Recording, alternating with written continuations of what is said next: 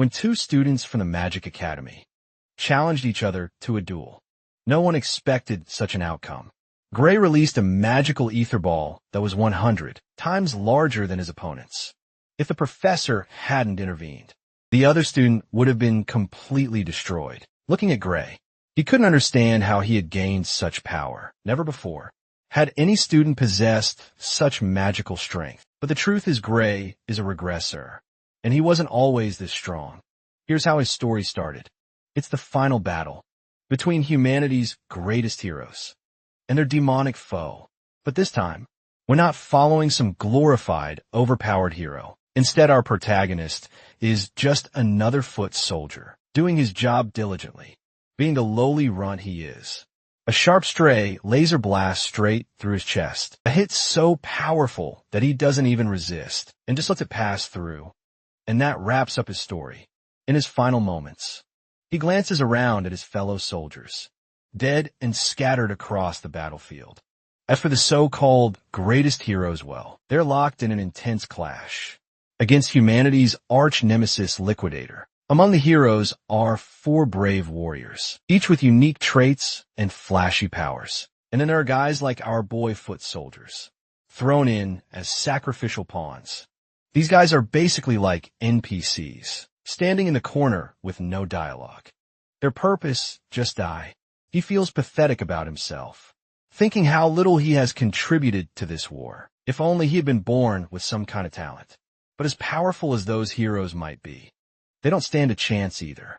The Liquidator slices through them like cucumbers. Literally, a single blow is all it took to wipe them out. Turns out that monster was just toying with his prey the whole time. Humanity's fate has finally been sealed already. Or at least that's what Gray Lee thought this is. Then he remembers that his heart has already been shredded into bits, and yet he's still not dead.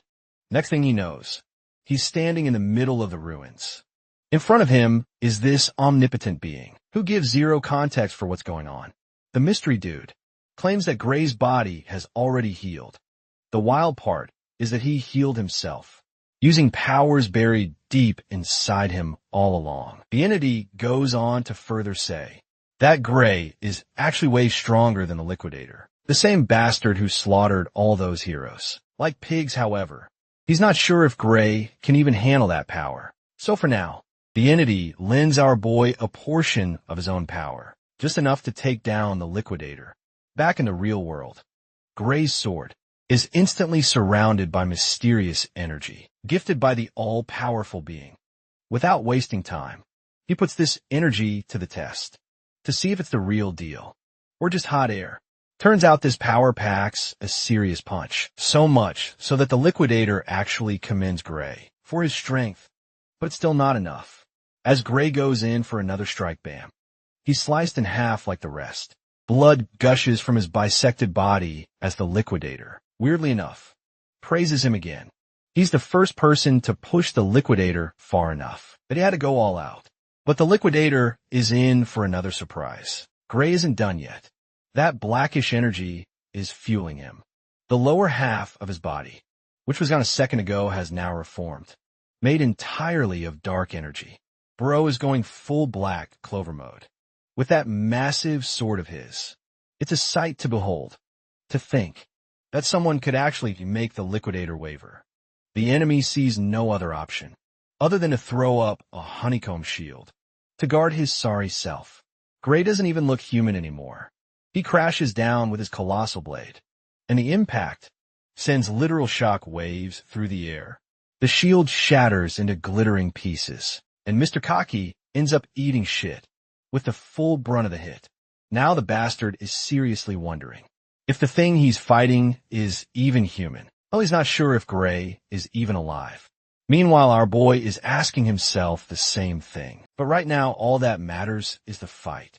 And yeah, this freak is tough as nails. But our boy is also determined to do the math and break this bastard down.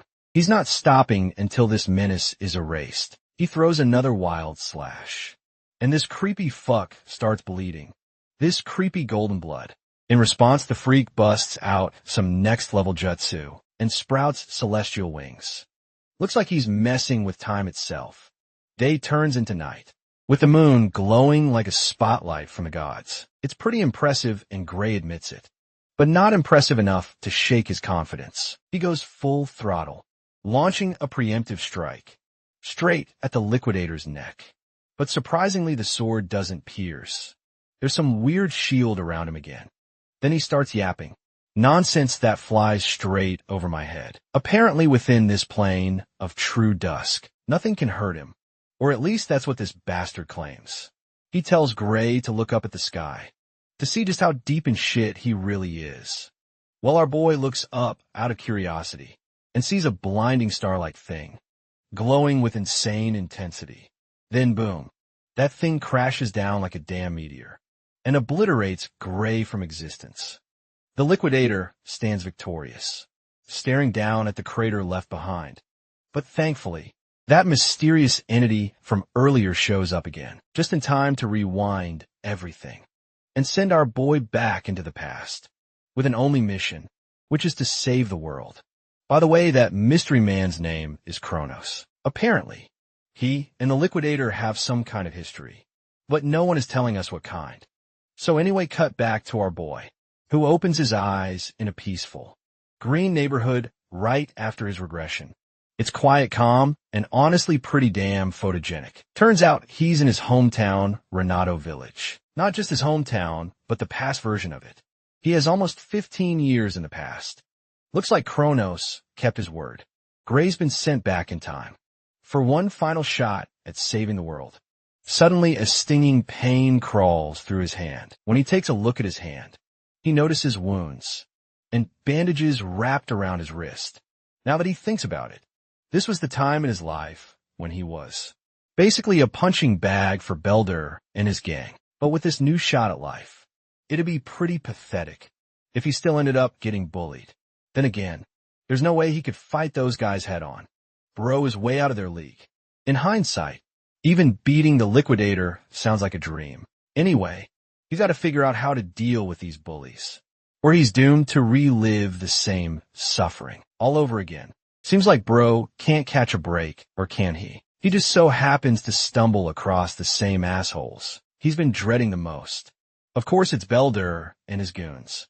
Since they've been bored lately, they've been on the hunt for our guy, eager to continue their tradition of good, old-fashioned bullying, like it's their new religion. They toss a spare sword at his feet, ordering him to pick it up. Our boy stares at the sword clueless. He still hasn't figured out what these goons are up to. After all, it's been 15 years, so memories are a bit hazy. Belder, meanwhile, assumes Gray is pretending to be clueless on purpose, so he's kind enough to remind him about their usual mock battles. Hearing that, Gray quickly tries to brush these pests off by pointing to his injured hand. He's grateful for the invite, but unfortunately, he can't join because the injury hasn't healed yet. But it looks like bro can't shake these hobos unless he picks up the sword and fights. They even assure him the swords are totally blunt, so there's barely any chance of getting hurt.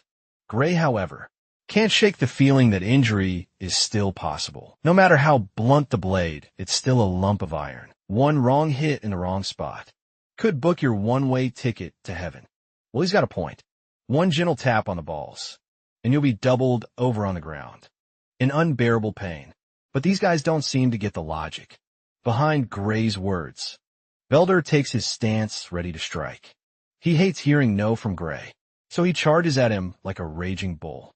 To start the duel, Gray was given time to grab the sword, but it's up and Belder is already charging at him. Our boy finds it ridiculous that this dude calls it a mock battle, while charging like he's pissed off at his own mother. That's when Gray remembers something.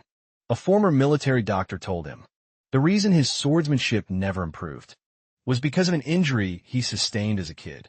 Now that he thinks about it, maybe this is the injury that changed his life forever and forced him to live like a rut. Belder comes crashing down with his blade, but Gray blurs away and dodges the strike. Seriously though, even Gray himself is shocked that he managed to dodge it. Belder's face, meanwhile, tightens in annoyance at seeing such impressive agility.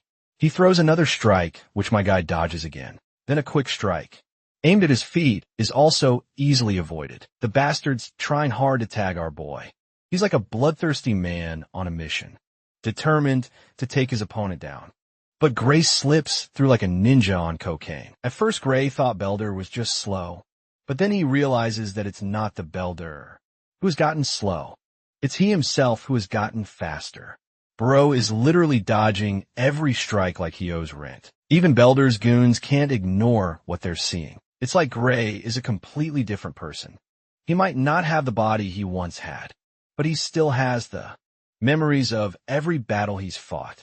With all that experience mapped in his head, his body is basically on autopilot. He barely even has to try to dodge those strikes. Then Gray grabs the sword to keep this so-called mock battle going, which isn't feeling so mock anymore. Belder is drowning in his own ego, desperately trying to crush Gray under his blunt blade. But my guy had enough. He swings his sword for the first time. The sudden jerk from his powerful swing leaves Belder's hand aching like hell. That just shows how pathetic Belder really is. If Gray is being honest, he actually feels like the loser here, duking it out with such a weakling. But he also believes that Belder doesn't deserve an ounce of pity. He's the piece of shit who bullied Gray, took away his future, and caused all that suffering. So with all due respect, Gray is going to make Belder taste his own medicine. On the next move, Gray effortlessly knocks the sword right out of Belder's hand, unarming him instantly. While Belder can only feel the humiliation, Gray realizes this dude is worse than he thought. He takes the opportunity to throw a jab, mocking Belder's incompetence with a sword. One single blow sent Belder's sword flying. Then again, being unarmed isn't a big problem. After all, Belder was the one who insisted. These blunt blades were totally safe to use. In a fight, Gray is going absolutely nuts, swinging the blade so fast, it literally cuts through Belder's skin, causing blood to gush out. As the gravity of the situation sinks in, Belder's knees lose all strength and buckle. Wait a minute. Gray thought he was using a blunt blade. So how come this bastard started bleeding?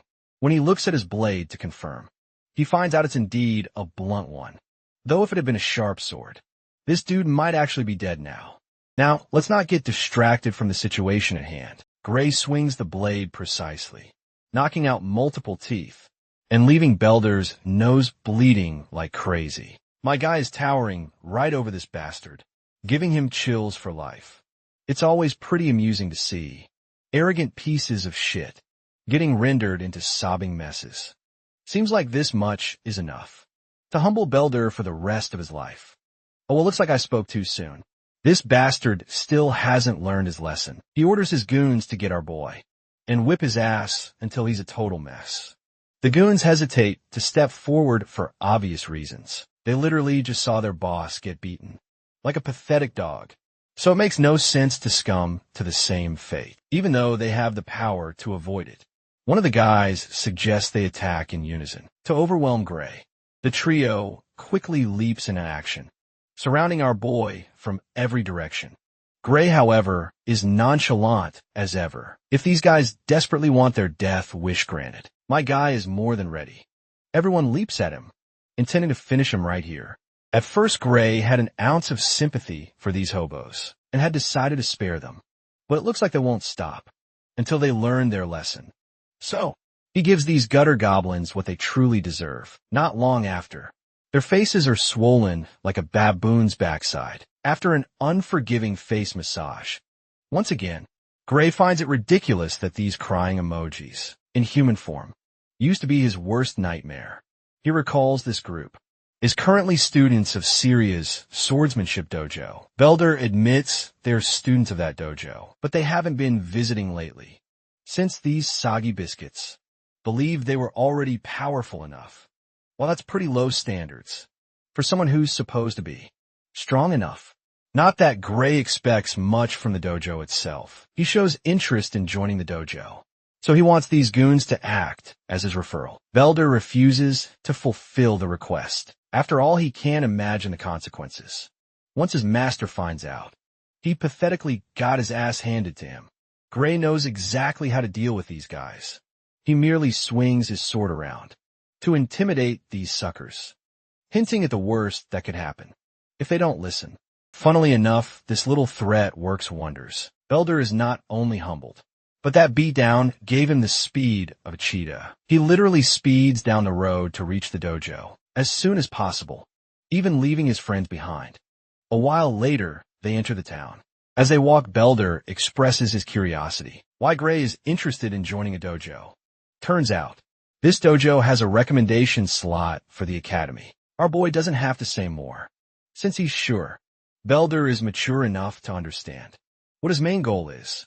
One of the guys wonders why Gray even feels the need to join an academy when he's already powerful enough.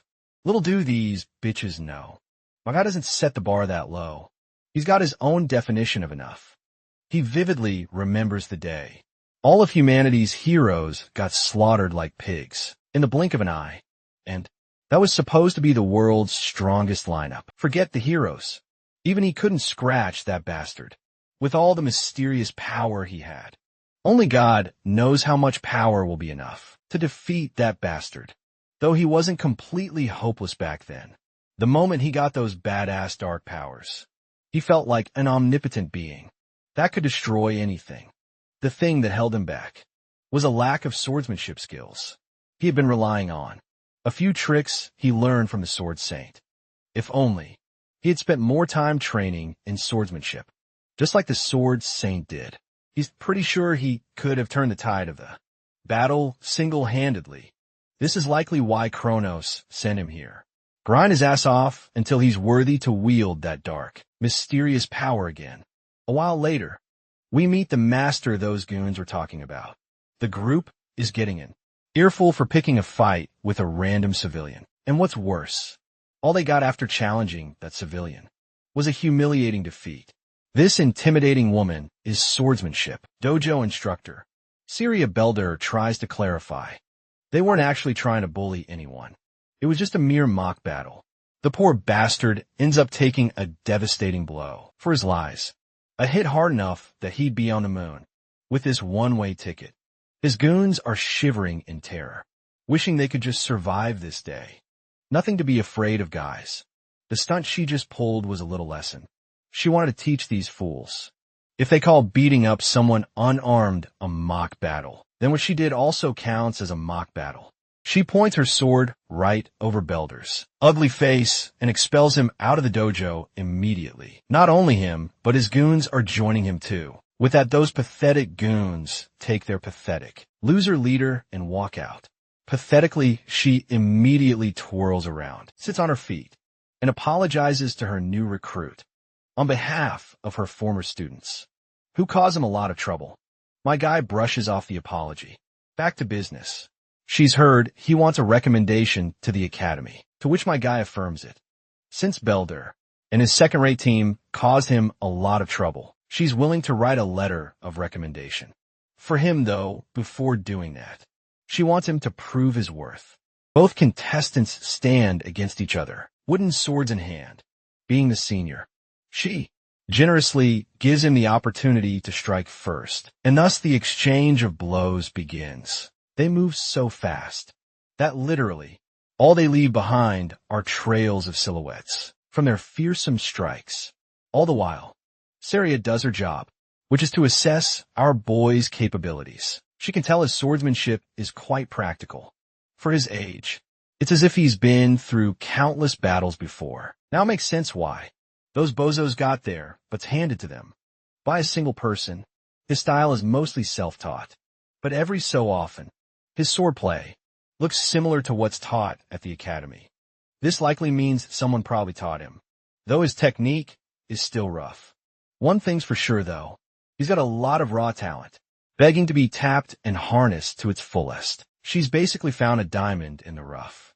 Now that she's assessed him, she decides to end the duel with the last blow she's about to deliver. My guy braces himself and effortlessly parries her attack. This macabre dance once again begins. Bro is literally parrying each of her attacks like he's allergic to damage. This prompts the woman to grow anxious. The lack of hesitation on his side is throwing her off. It's like no attack she tries can falter his stance. Hell, she even starts to feel annoyed at herself. To think she has to give her all in a mock battle that was only meant to gauge this young gun's capabilities. She gets overwhelmed, to the point she starts feeling fear. For a moment, he looks like some demonic entity, about to unleash something massive. After surviving the last swing from our guy, effortlessly, she realizes it was just a wild swing. After that crazy swing, Gray starts to feel tired and his energy level drops. The woman sees him sulking and mistakes it for a weakness in his defense. So she lunges like a feisty cat, only to find herself checkmated right on the spot. The tables flipped on her.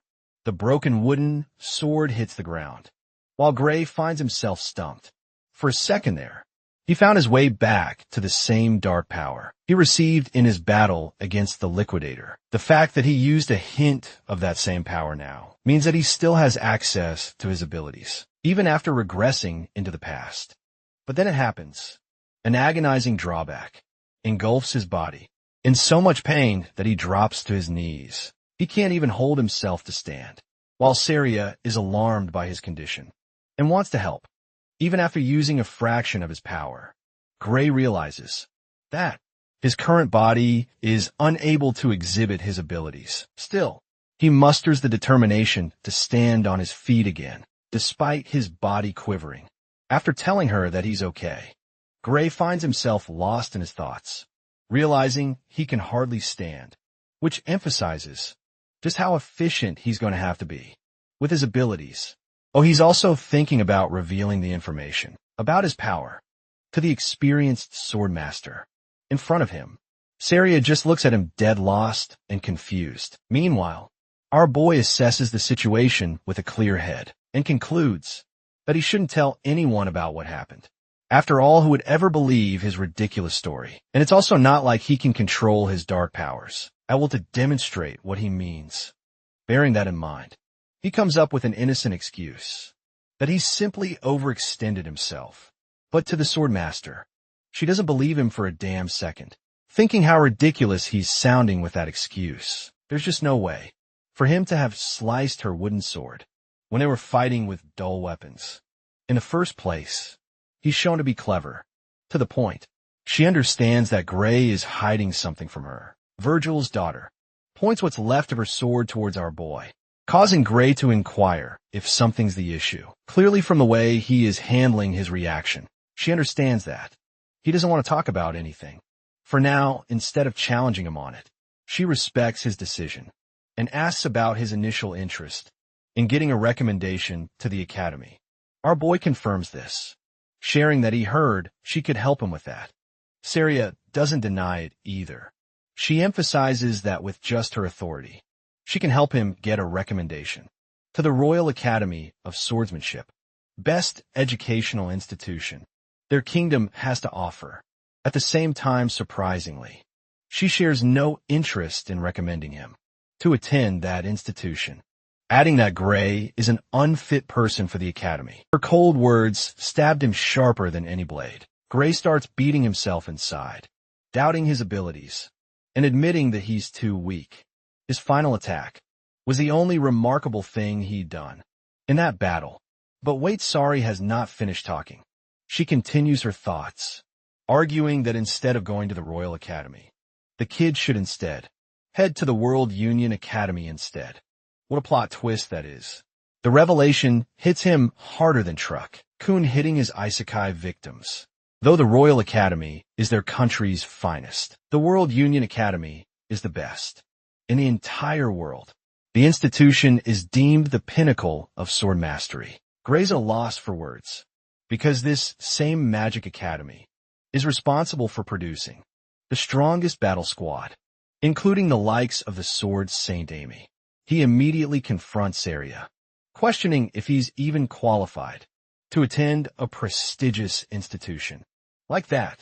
Funnily enough, the girl destroys his expectations, pointing out that, as he is right now, there's not a shot in hell that he's getting through the door. The Swordmaster knows that. Even Gray is wary of his shortcomings, especially when it comes to his pathetic state of a body. Right now, when it comes to the Royal Academy, the kid might be able to pull off a miracle because of his sword skills alone. But that's just not the case for the World Union Academy. So yeah, dude's fucked if he doesn't train his ass off. Even Syria is astonished. The kid has miraculous talent in his swordplay, and yet he's got a stick man of a body. Doubt is starting to creep in, genuinely, making Gray worry about the monstrous opponents he'll have to face against in the World Union Academy. It's not exactly a walk in the park, and with his current body, that's out of the question anyway.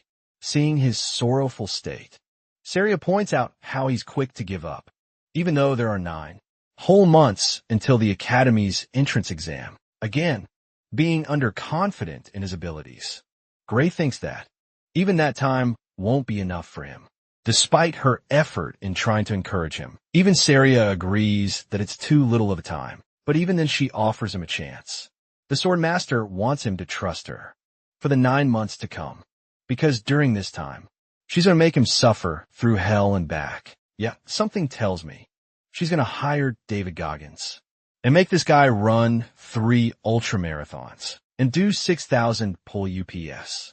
Anyway, Gray admits that though he doesn't want to suffer, he doesn't have any other choice. Declaring himself ready, he hopes that the Swordmaster will take good care of him.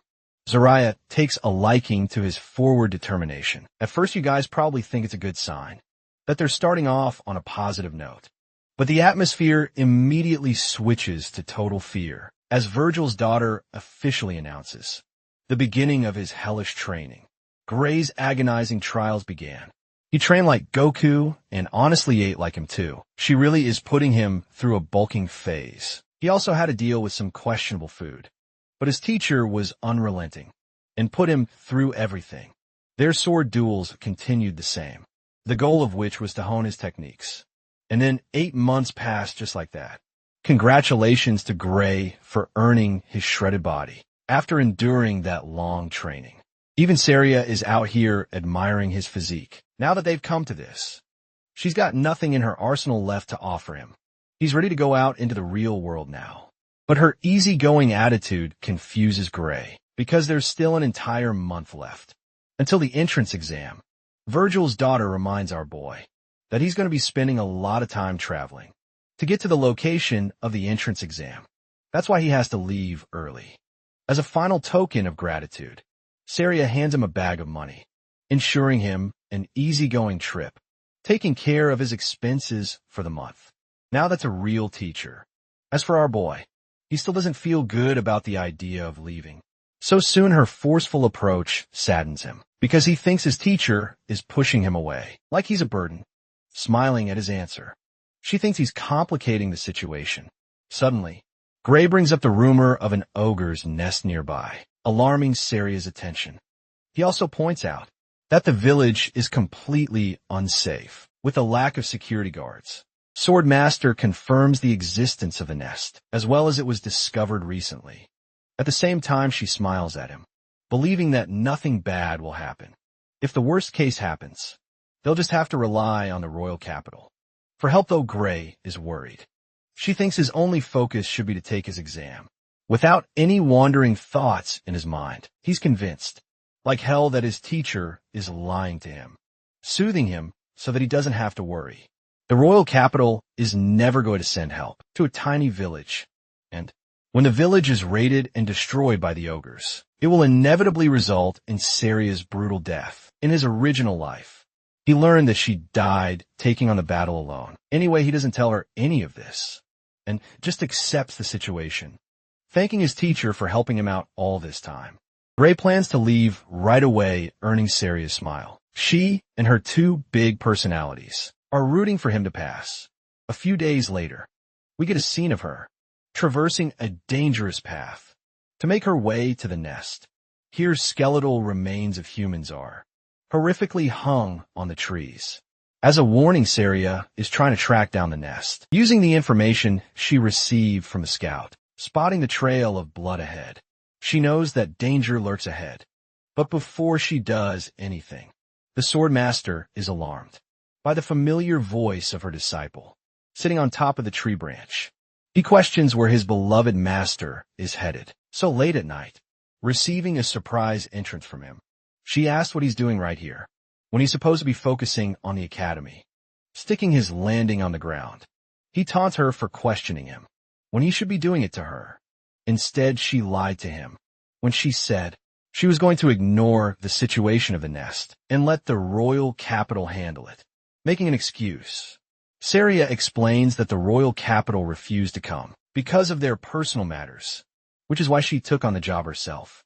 She's confident in her sword ability, believing that whatever it is in that nest, she can defeat it, especially after receiving the report of the scout. Saria reveals that her opponent is going to be an elite ogre and henchman. Monsters range about roughly 50 creatures, apart from the boss. She knows fighting off the monsters will be tough because of their numbers, but it's not stopping her from going. By the way, even Gray admits that an elite ogre isn't strong, at least not enough to defeat a woman of her caliber. However, the thing about the ogres is that their unique advantage comes to their brains and overwhelming numbers. With so many of them in that nest, Saria is definitely going to die if they manage to surround and overwhelm her. Apart from that, our boy knows one thing with absolute, because of his knowledge of his previous life. Letting Saria take on the mission alone is like sending her to her death. And in the end, the village will also be destroyed, with no protector left.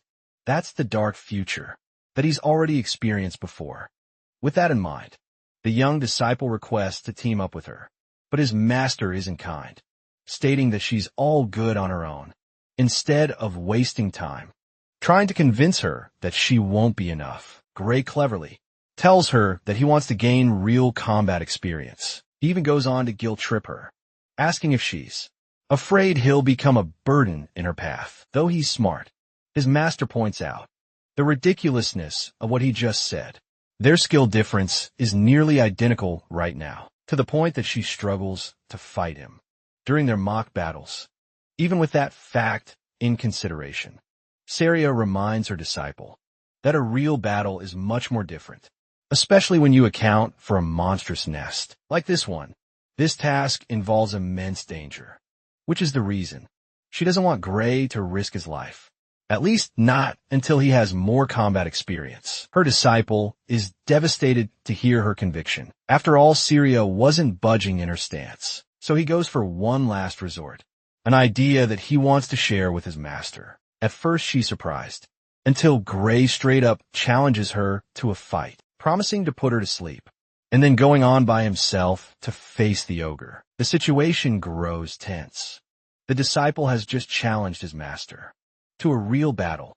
His sword pointed at her, Gray awaits for her response, realizing that her student is just as stubborn as she is. Saria admits defeat. She doesn't want him to go on alone, so she reverts to his previous suggestion of going together. All she cares about is that he returns in one piece. And yes, the one piece is real. Both of them band together and venture into the forest to confront the monsters. The night grows older, and finally the master and the disciple discover the location of the nest. The intelligent monsters use their environment to their advantage. They made a nest that leaves no room for escape, in case someone dared to venture all the way here to challenge them. Saria thinks that the creatures must be confident in their ability, while Gray argues that it's actually more of a disadvantage for the two of them, as they'll have to fight carefully, observing from a safe distance. She's rather surprised. The boss is nowhere to be found among the group, which makes her wonder if it's hiding in its tent. If that is the case, it's good for them, because this way, they'll be able to kill many of the henchmen before the elite ogre can confront them. To discuss battle strategy, Saria instructs her student to target the monsters from one side, while she's going to cover the other side, executing the plan right away. Both of them bolt into action. With their swords in hand, the showdown begins, before the monsters are even capable of comprehending the situation. The majestic Saria is already on top of them, executing a clean headshot, making a football of the creature's head as it flops to the ground. With the first monster down, the rest of them grumble and roar at each other in their language. The entire group is enraged and goes right into murder mode, preparing their weapons to kill the intruders. But it doesn't matter, as our boy is going beast mode with the way he's slaughtering the horde. This guy's a one-man army, cross-cutting multiple monsters all at once. The elegant Saria is all the same, showing off her impressive skills that she learned from Papa Virgil. The two of them are unstoppable. Gray and Saria perfectly cover each other's backs within the span of a few minutes. Every single monster in sight is reduced to a body count for them. By the way, she's actually pretty impressed by Gray's unflinching determination. In a real battle, he's never been more ready, warning his master to stay on her guard too. Here's the thing though, something about the situation is giving him a bad feeling. This fight has been too easy for them. Way too easy in fact. Because if this is the level that Saria had to face, then she could have defeated all of them by herself, even without his help. And that brings him to a state of unease. Because whatever is resting inside the tent, it's going to be much more terrifying than anything they've faced. So far, speaking of which, the creature's menacing pair of eyes beam through the dark tent, glaring at him from afar. The second, Gray comes in contact with the creature's eyes. He shudders in shock. Despite his strength, he cowers and tells his master that they have to leave. Immediately, even Saria doesn't get what's gotten into him. All of a sudden, without explaining anything, he roars at her to run, with so much fear in his voice that Saria doesn't question him. She simply follows his instructions and bolts right after him. As they're running along, you might be thinking that they'll escape, but not, because their terrifying opponent literally leaps over from the skies with a massive vertical. Gray is terrified when a monster plants his feet into the ground, confronting the daring humans. Saria's expression changes to shock, pointing out how the boss monster has personally come to them for a battle. But then, Gray drops a bombshell that no one even expected. This isn't the boss monster at all, right?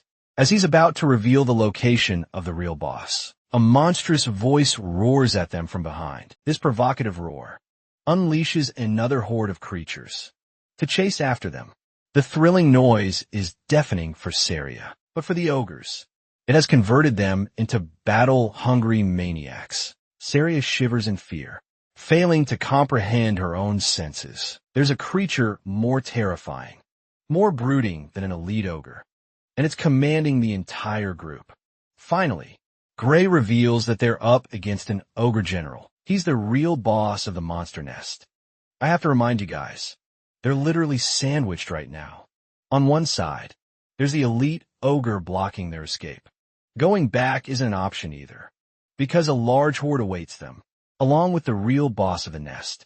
Zarya expresses her shock, fully knowing that they can't face a monster like this, even at their level.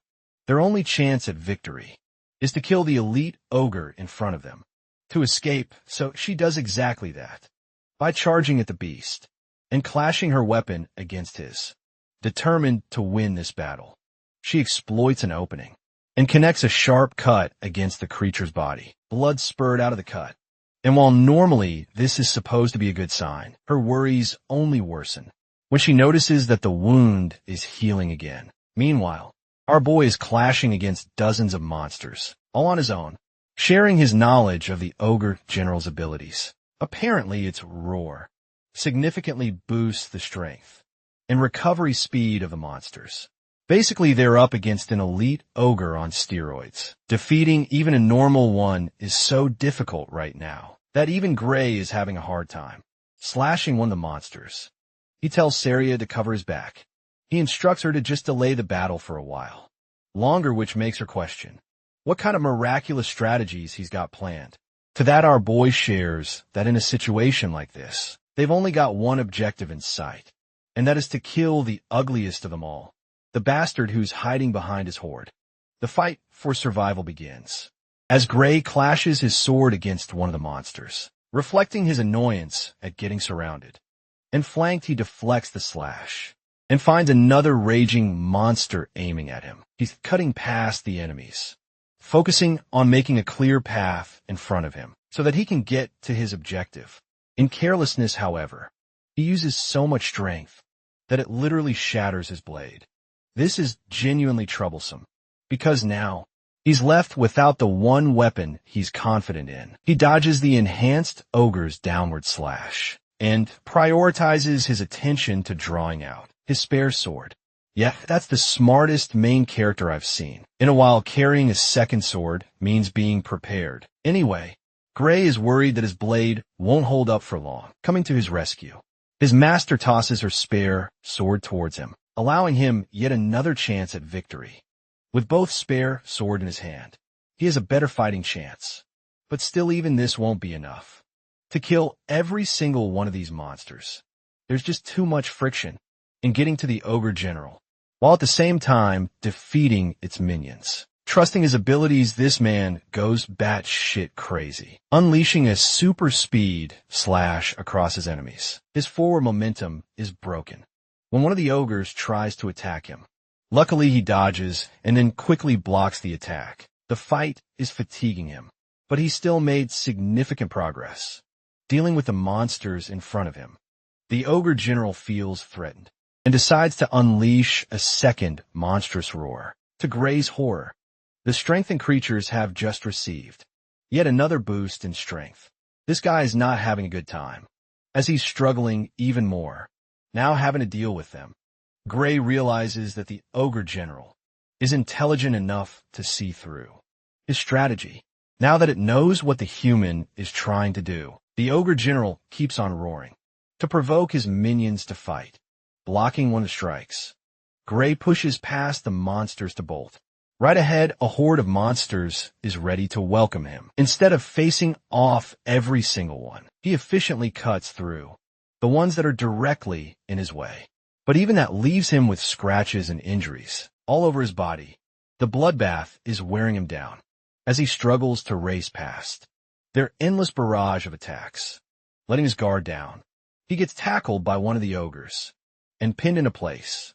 Things seem to be looking really bad for him, because the ogres have him right where they wanted. Luckily, since they're so enraged, they've lost the sense to cooperate, because one of them slashes through one of its own kind. Without thinking, Gray internalizes that their strategy is to probably weaken his swords while he's lost in thought. A Giga Chad, Ogre loads a powerful fist to crush his head. It's a do-or-die situation, and he clearly can't let himself be hit. So he uses his sword to mitigate the damage. But even then, Bro is launched into the ground with a heavy crash, just from the impact force, finding himself at the edge of his life. This man still tries to get up in his broken state. That's the definition of a badass. With the previous attack destroying his spare sword, now he only has one sword left, and dozens of ogres to slay, as well as their boss. Once more, the situation isn't in his favor. In fact, it's nearly impossible to get out of this, despite experiencing a regression. He fully understands the situation right now. Gray simply can't win, not against so many bloodthirsty monsters, wearing him down.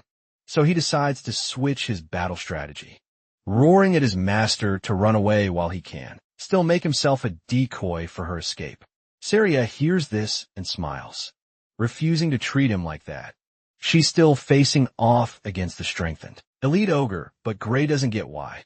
She's still determined to fight. He assures her to run away as he'll catch up soon after, but Saria refuses his suggestion, horrifically, revealing that she has lost her ability to run. She suffered a major gash on her thigh, reducing Gray's hopes to ashes. Even that approach is out of the question now. There's no other path left, except marching forward to his death. Swinging his blade in fury, he thinks about the reason why he regressed. Despite bearing such a heavy purpose, all of it is about to come to an end. Tragically, our boy's final sword also chips and shatters to pieces, and yet he finds himself in denial. Despite having lost his weapon, Gray refuses to consider this the ending to his life. If only he can use the power from the future, the terrifying ability that matched the Liquidator and was able to harm him. If he can use it even for a moment, then these monsters will be severed to pieces. Strongly envisioning the feeling he experienced that time, he loads his broken sword, entering a meditative state. And when he reopens his eyes, Gray is no longer the same weakling he was before. A single dark burning slash eviscerates the ogres, turning them to ashes with his burning black sword. Even Saria doesn't get what's going on, but it appears that our boy is still under control. as even after tapping into his dark powers, he gives her a smile of relief. In the next few seconds, Gray cuts every single creature in his sight, including the Ogre General.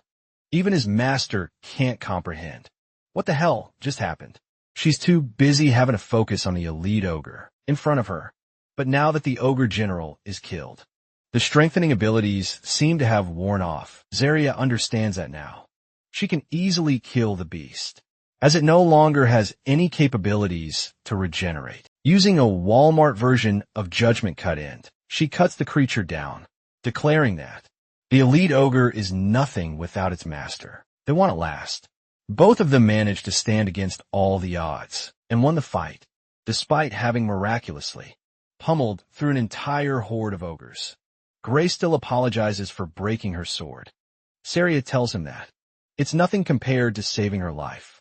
In exchange, she collects the sword and wants to confront him for the technique he pulled at the end, but before she can finish her sentence, our boy flops to the ground, knocked fully unconscious because of the after effects, leaving his master to shout his name in concern. The perspective cuts to the inner mind of Gray. He questions his surroundings and spots nothing but a chained, floating door in front of him. He's confused until the door releases the same kind of dark energy that he uses. Through his ability, a sudden realization dawns over him. This is his very own power. He wonders what would happen if he manages to break the door open. After all, he could obtain the power and make it his own. Determined to try, he marches forth. But the moment he takes his first step, a deathly sensation looms over his body, frightening the ever-living soul out of him. And that's only after taking one step. Gray is so struck with fear as he retreats his way back. He doesn't have all the answers regarding the source of his power. But one thing has been made very clear to him: just if he dares to provoke the use of his powers in his current state, there's no doubt in hell that he'll die. And that's not just a light claim, because the feeling is so horrific that it drives him to tears. From a void, a voice creeps in his mind, commending him for his decision just now. Before Gray can process it any further, he wakes up in a panicking state in his bed. His master's right beside him, glad that he's finally awake. Worried, he asks where he's at. She explains that she brought him to the village's infirmary as fast as she could. This dude was actually knocked out for 5 whole days. And I'm so glad that the author didn't say 3 days, like all the other stories. Anyway, she was afraid for his life, while Gray is having to cope with the fact that he had to recover for nearly a week because of the burden of the technique he used. Even Sarah thinks that he went above and beyond in that battle. It was the definition of defying all odds. Still, she's concerned about the state of his body and asks if he's capable of moving. Well, to test it out, our boy tries to lift his arm, but he can't do shit. He can barely use it after expending much energy. But with the way he is right now, there's no way he can hold a sword with an injury like this. Well, actually, there's no way he'd ever be able to rub one off either. So he got to fix this problem fast. Then there's the bruise on his arm left. After the battle, Zarya grows concerned for his condition, knowing that he's unable to move his body. Well, Gray confirms that he's helpless right now.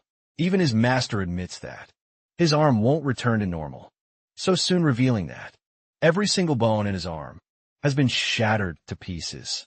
This revelation surprises our boy, because in a strange way, he doesn't feel any pain. That's actually thanks to the magic potion treatment he received. Our boy's jaw hits the floor, because these things are supposed to be really damn expensive, and she just used one on him. Zarya explains that it's nothing to worry about, as the village chief personally rewarded them with it. The kid can't believe what he's hearing. He doesn't even know the village chief personally, and he's received a magic potion at his expense. Zarya thinks he's dense for being unable to understand his situation, so she puts it in bold. Ray is officially the savior and the hero of the village.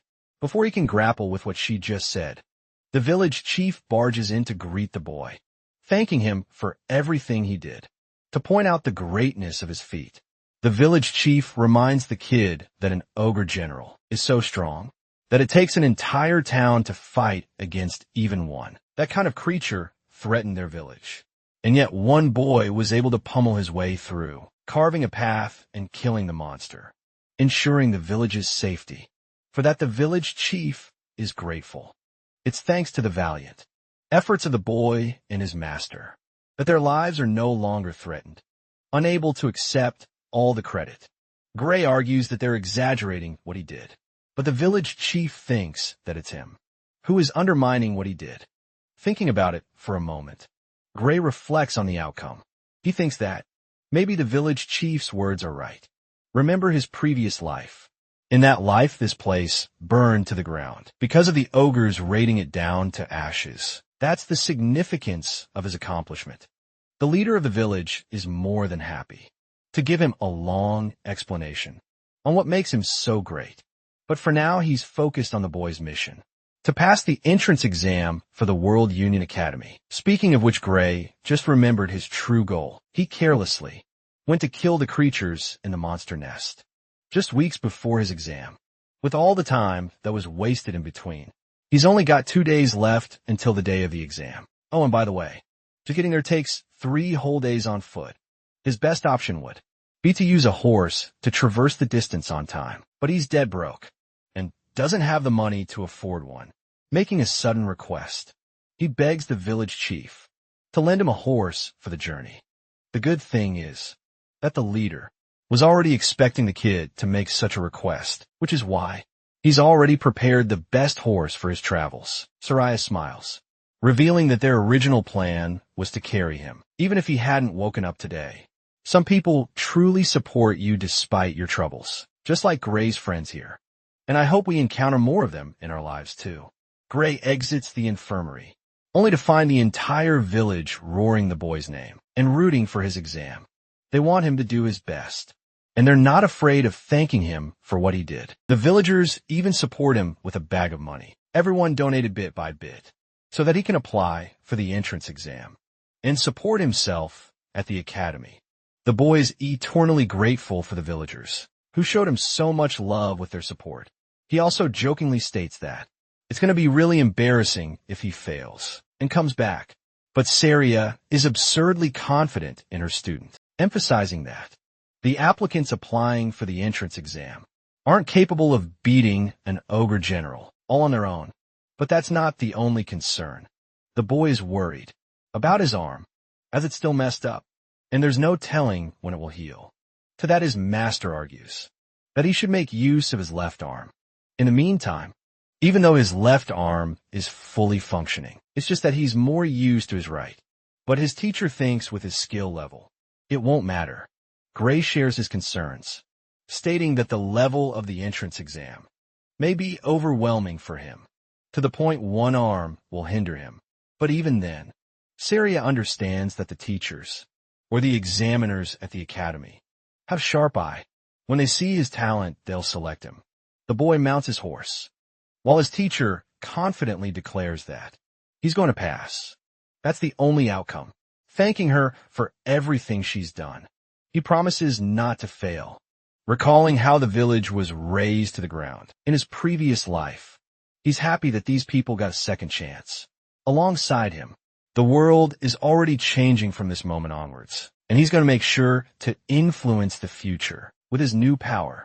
In the next scene, our boy finally makes his way to his destination. Staring ahead, he locks eyes with the grandeur of the World Union Academy. In the arena, the examiner announces the distribution of the exam tickets. All of the candidates will remain in the arena. From the looks of it, there's a large number of applicants, but only a tiny number of 20 are going to reserve a spot. In class, they bicker about the changing number of seats each year because in some years, the academy even accepted 50 people, while in rare cases, it only accepted 1. So the rules for selection aren't absolute apparently. Anyway, Professor Ariel takes the limelight and comes to the front. She addresses the examiners and explains that they'll have to collect the paper being presented. With a snap of her fingers, a vortex of yellow opens, releasing magical energy and automatically manifesting the tickets. In each examiner's hand, our boy collects his ticket. His examining number is 513 for the fencing course. Professor Ariel adds that their ticket shares only the most critical details, but it's nothing to be worried about, as the process is the same each year. She also confirms that the Academy doesn't care about one's age, or gender, their nationality, or class. In other words, they quite literally don't give a flying fuck if you're an attack helicopter or not. They don't even care enough to know their names. The candidates who are destined to pass will be asked for further information. But for the total examiners here, it doesn't matter. Professor Ariel even confirms that it's fine if they offer a fake name. Once again, proving the Academy doesn't care. Anyway, trouble seeks our boy again, because he came here without his sword today, and yet he's placed in the fencing course. It makes him question the system's legitimacy. Professor Ariel continues hilariously, stating that she assigned each person a course based on their looks. I know she's supposed to be perceptive or something, but it's just funny how 1 minute ago she was talking about discrimination, and then she goes on to say, Ariel is fine with correcting course details, in case she got them wrong. Even the examiners think that it's impossible to assign a course based on sight alone, especially when there's so many of them. They strongly suspect that the Academy must have investigated them beforehand, so that's how they know. The possibility of mind reading magic also comes up. Professor Ariel doesn't address any of their concerns. All she's noticing is how no one is complaining about the assigned course. So next she decides to reveal everyone's exam schedule. The detail is imprinted on the ticket at once. Gray is nervous because he's scheduled to have his exam on the first day, not allowing him any time to let his arm heal. Ariel reveals that this exam will only be conducted once, and it will decide everything. If a candidate is late, immediate disqualification will be the only outcome. She also reminds them that their schedules are strict and won't be manipulated or disputed upon request. It's bad news for Gray, who is struggling with his recovery. He's begging for his body to pull a miracle and heal him tomorrow. The next day arrives, and what do you know? Poor guy's arm didn't even heal a bit. He's got no choice but to take the exam. In this condition, Gray's examining number is called, and he frustratingly steps forth. He tries to calm himself in an effort to remain optimistic about the situation. Assessing his left arm, he doesn't appear to have any issues, and he can also move his right arm if he exerts enough strength. His current strategy is to sharply observe the examiner's moves and discover a winning strategy from that. He's watching a match between a candidate and an examiner. The applicant blindly rushes to attack, but by the end of his attack, the examiner is unfazed and casually stands, waiting for his next move. The candidate drags his sword for yet another slash, but even that strike is helpless. It gets blocked.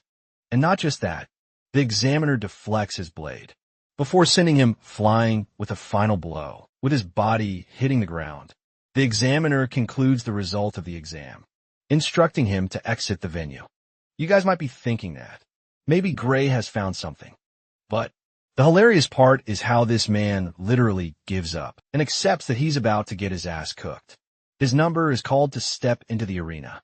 Gray reflects his chances, realizing that he clearly can't beat an examiner that annihilated a candidate even bigger than him. Inside the arena, our boy is granted the freedom to make the first move, despite that he fully understands that this battle will be one-sided. Even then, he's got to make some kind of impression. The fight begins with Gray rushing to strike. He remembers his master's advice, who told him to make use of his entire body, to deliver a potent slash, rather than just using his arms, channeling her advice into motion. He thinks that the only way he can cope with the loss of his right arm is to use his other muscles instead. And so he delivers the first swing, which the examiner easily dodges. Even now, Gray finds himself struggling to fight in his usual style. After all, even though he's trying to make up for his right arm, it still doesn't change the fact that he's at a major disadvantage here. The examiner retaliates by trying to cut him down, but to Gray's astonishment, the sword is moving far too slow. It's as if he can read its trajectory without having to rush. So our boy actually blocks the attack successfully, still feeling the weight of the examiner's force behind the attack. At the same time, He judges that the examiner's technique isn't as refined as Syria. So if he could just focus on the techniques he learned from her, there's a chance he may be able to exploit an opportunity and carve an opening. With that strategy in mind, Gray rushes in full force in an effort to overwhelm the instructor. Oh, and the instructor is actually being pushed back. His speed is his own demise. Gray finds himself becoming confident, realizing that he can easily take down this examiner. The words of his master flash through his mind again. Their blades clash once more. But Gray overwhelms his opponent with a full deflect. Ready to finish the battle with his new confidence, Gray continued his relentless assault, while the instructor tried his hardest to wrestle control of the pace. Although our boy had seen through the opponent's technique, neutralizing it with a handicap is still a tough task. He exploited the speed gap and snuck a straight stab, only to get curved. The difference in raw power was simply too great. Breaking the instructor's form is easier said than done, with two hands, let alone one. With that said, Gray's aggression was turning the nerds. Movements rougher, bit by bit. It would be a bit risky, but he can push his luck here, with a clear plan in mind. Gray let the instructor push him to the edge of the stage, exposing a massive gap in defense. As expected, Glasses took the bait and pounced for a finishing blow. The instructor fell for the oldest trick in the book. He made a wide-open swing as Gray anticipated. Young warrior adjusted his stance and let the swing come. Nothing is more likely to expose an opening than a reckless and greedy push. A big and predictable swing was precisely what he needed to use his speed advantage. In an instant, he reached the instructor's vulnerable flank. No matter how great the difference in power is, you can't defend against a vicious blow from behind. Milliseconds away from thrusting his sword for the win, the referee stepped in to signal the end of the fight. Gray held back and lowered his blade. The match is over, but it felt a little too short. With the time limit for the exam elapsed, the referee announced the fight's result as a draw. The young man grits his teeth in frustration. He failed after all the hard work he put in. He could not get it done. He held his trusty blade tightly for a moment before relaxing his grip. Gray walked away from the stage and accepted the result with grace. He did his best.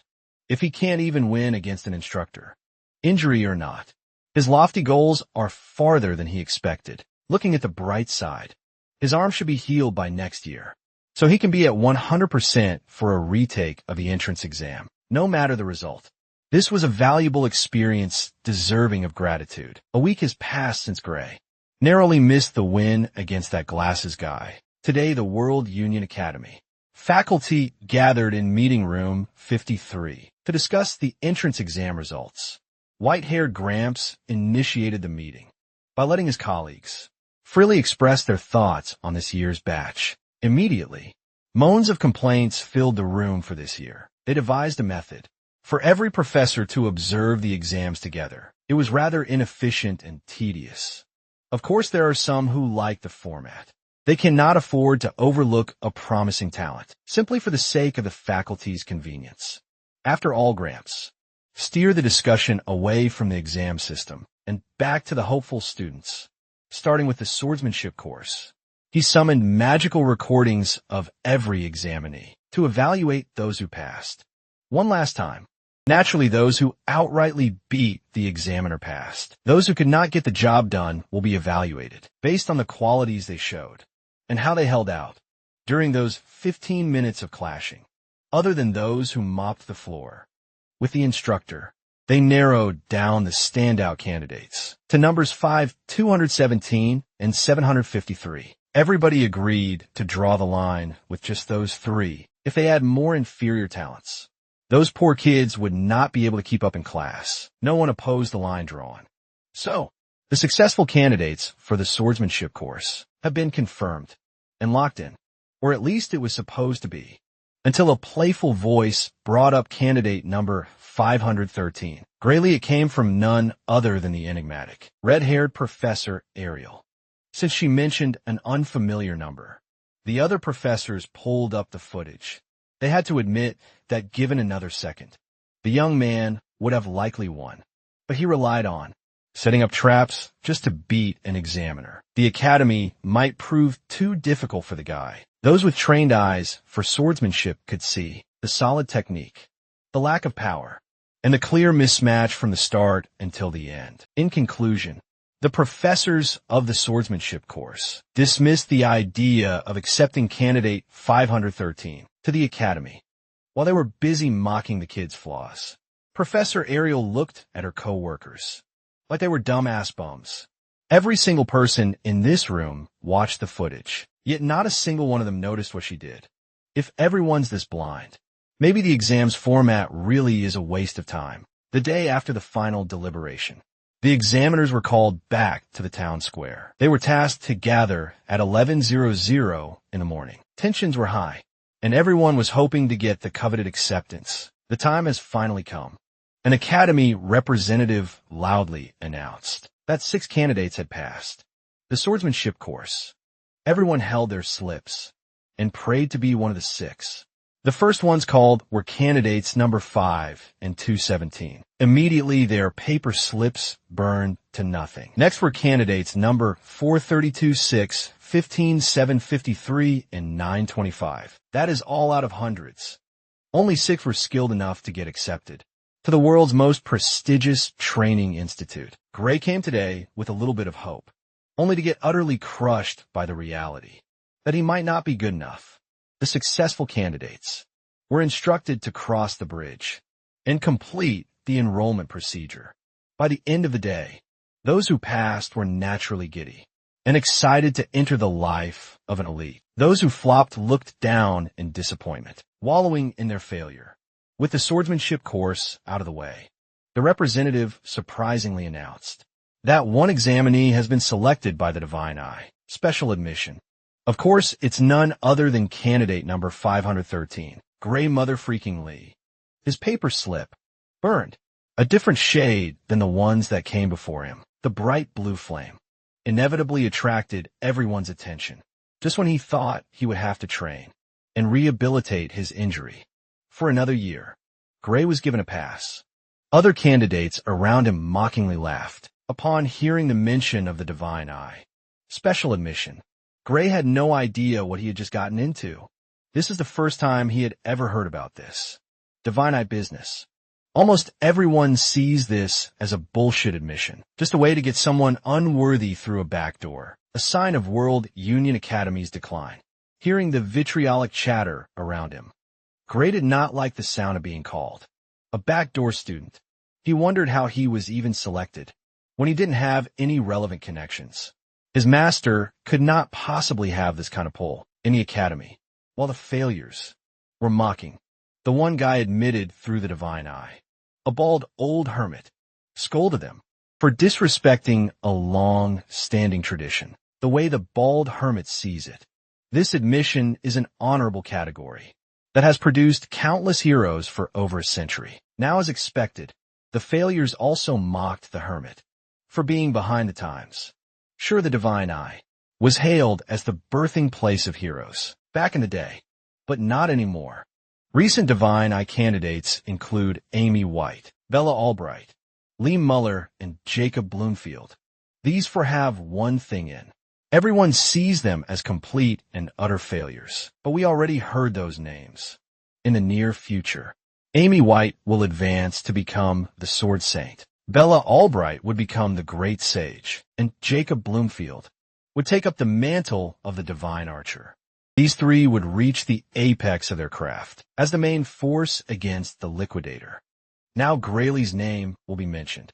Alongside these legends, those who passed were welcomed and provided with uniforms to change into. The entrance ceremony will soon begin, and the rookies must assemble in the plaza, in front of the main office. Ray tried his new drip on, and it was a perfect fit. His black blazer, inlaid with gold and the Academy's crest, was clean as hell. He went from feeling defeated to feeling dapper, alongside his batchmates. When they reached the plaza, some of the rookies were confused. There was nothing in there.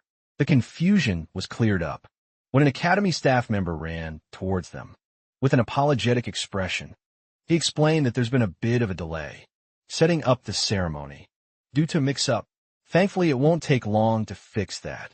To do so, the rookies must step back a little farther so the setup can be placed. The rookies followed the staff member's instructions and watched with skepticism. Mr. Staff kneeled down and started tinkering with the ground. After a little bit of preparation, he touched the floor and activated a massive magic circle. In the blink of an eye, out of nowhere, hundreds of seats arranged in a coliseum style emerged from the magic circle. The rookies were flabbergasted. They had never seen magic of this scale before. In just a few seconds, the plaza turned into a proper arena, complete with seats and a stage.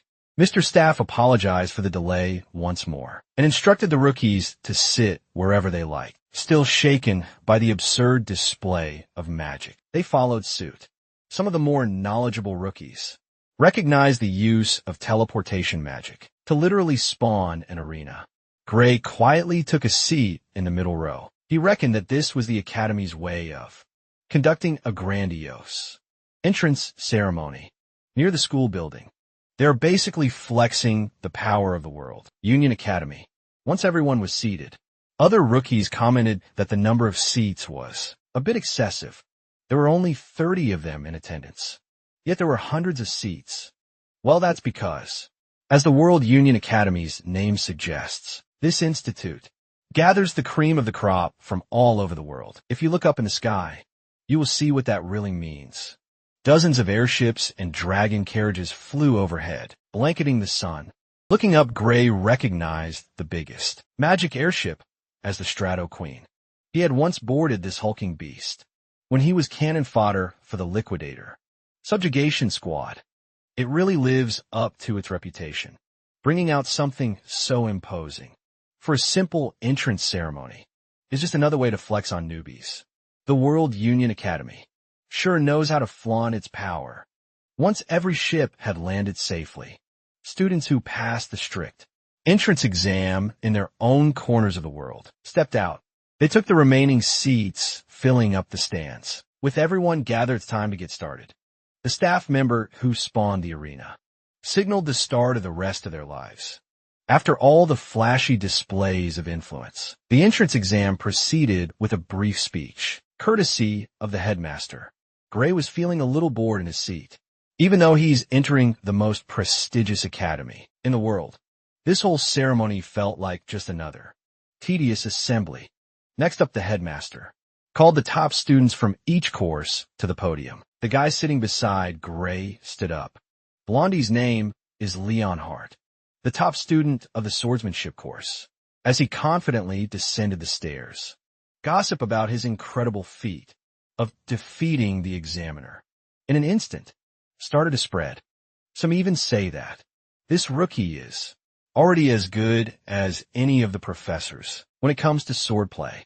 Leonard Apius looks like he's a spy, tasked with starting a fake family with an assassin and a little girl who can read minds. Gray was not impressed, just a little curious. Before starting his speech, Leonhardt confirmed that he was allowed to speak freely from the heart. Once given the go signal, he turned to his fellow rookies with a sharp gaze. He opened his speech by lodging a formal complaint to the academy. First of all, he congratulated his peers, who were admitted the proper way. He sees it as a huge honor to be among the best of the current generation.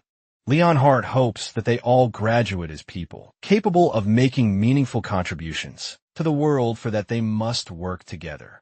He looks forward to the day when he and his peers soar as proud students of the prestigious World Union Academy. With that out of the way, he pointed out that there was someone among us, someone who doesn't deserve to be in this plaza at all. He directed this accusation directly to Professor Ariel, who oversees the special admissions of the Divine Eye. She was quite shocked to be called out by a freshman on the first day of classes. Professor Ariel asserted that every single student here has passed the rigorous exam. They may not be as dominant as Leonhardt, but they show that they rightfully belong. Curious and fascinated, she asked the cocky rookie why he was yapping like a little bitch. Without mincing his words, Leonhardt candidly brought up the mystery candidate, who was admitted through an obsolete backdoor system. Like everyone else, he sees the Divine Eye Special admission, as just a way to sneak underqualified students into the academy. Leon Hart roared that the specially admitted students should just show themselves, return the honorable uniform, and leave in shame. His words and decisiveness seemed to move the other rookies. Meanwhile, the one being singled out was trying to not stand out. Thankfully, that hostile overachiever doesn't know Gray's face. If he just stays silent, he shouldn't get in trouble, right? Professor Ariel had to step in and break the tension, praising this year's batch for their liveliness. Refusing to stand down, Leon Hart doubled down on his opinions about admitting students through an outdated course, growing a little annoyed with Blondie. Professor Ariel ominously asked if he was confident that he could beat the kid she selected for her course. Leon had to take a few steps back.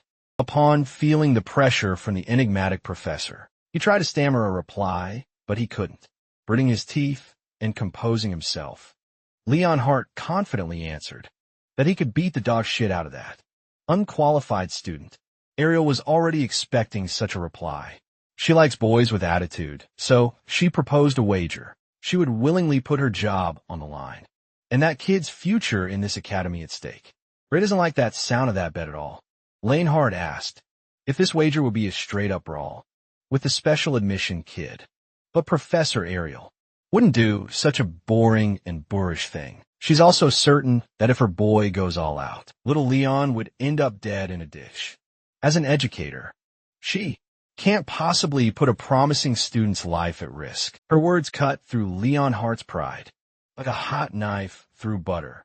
If she was trying to rage bait him into making a bet, it certainly worked. Professor Ariel proposed that they make the wager about monster subjugation instead.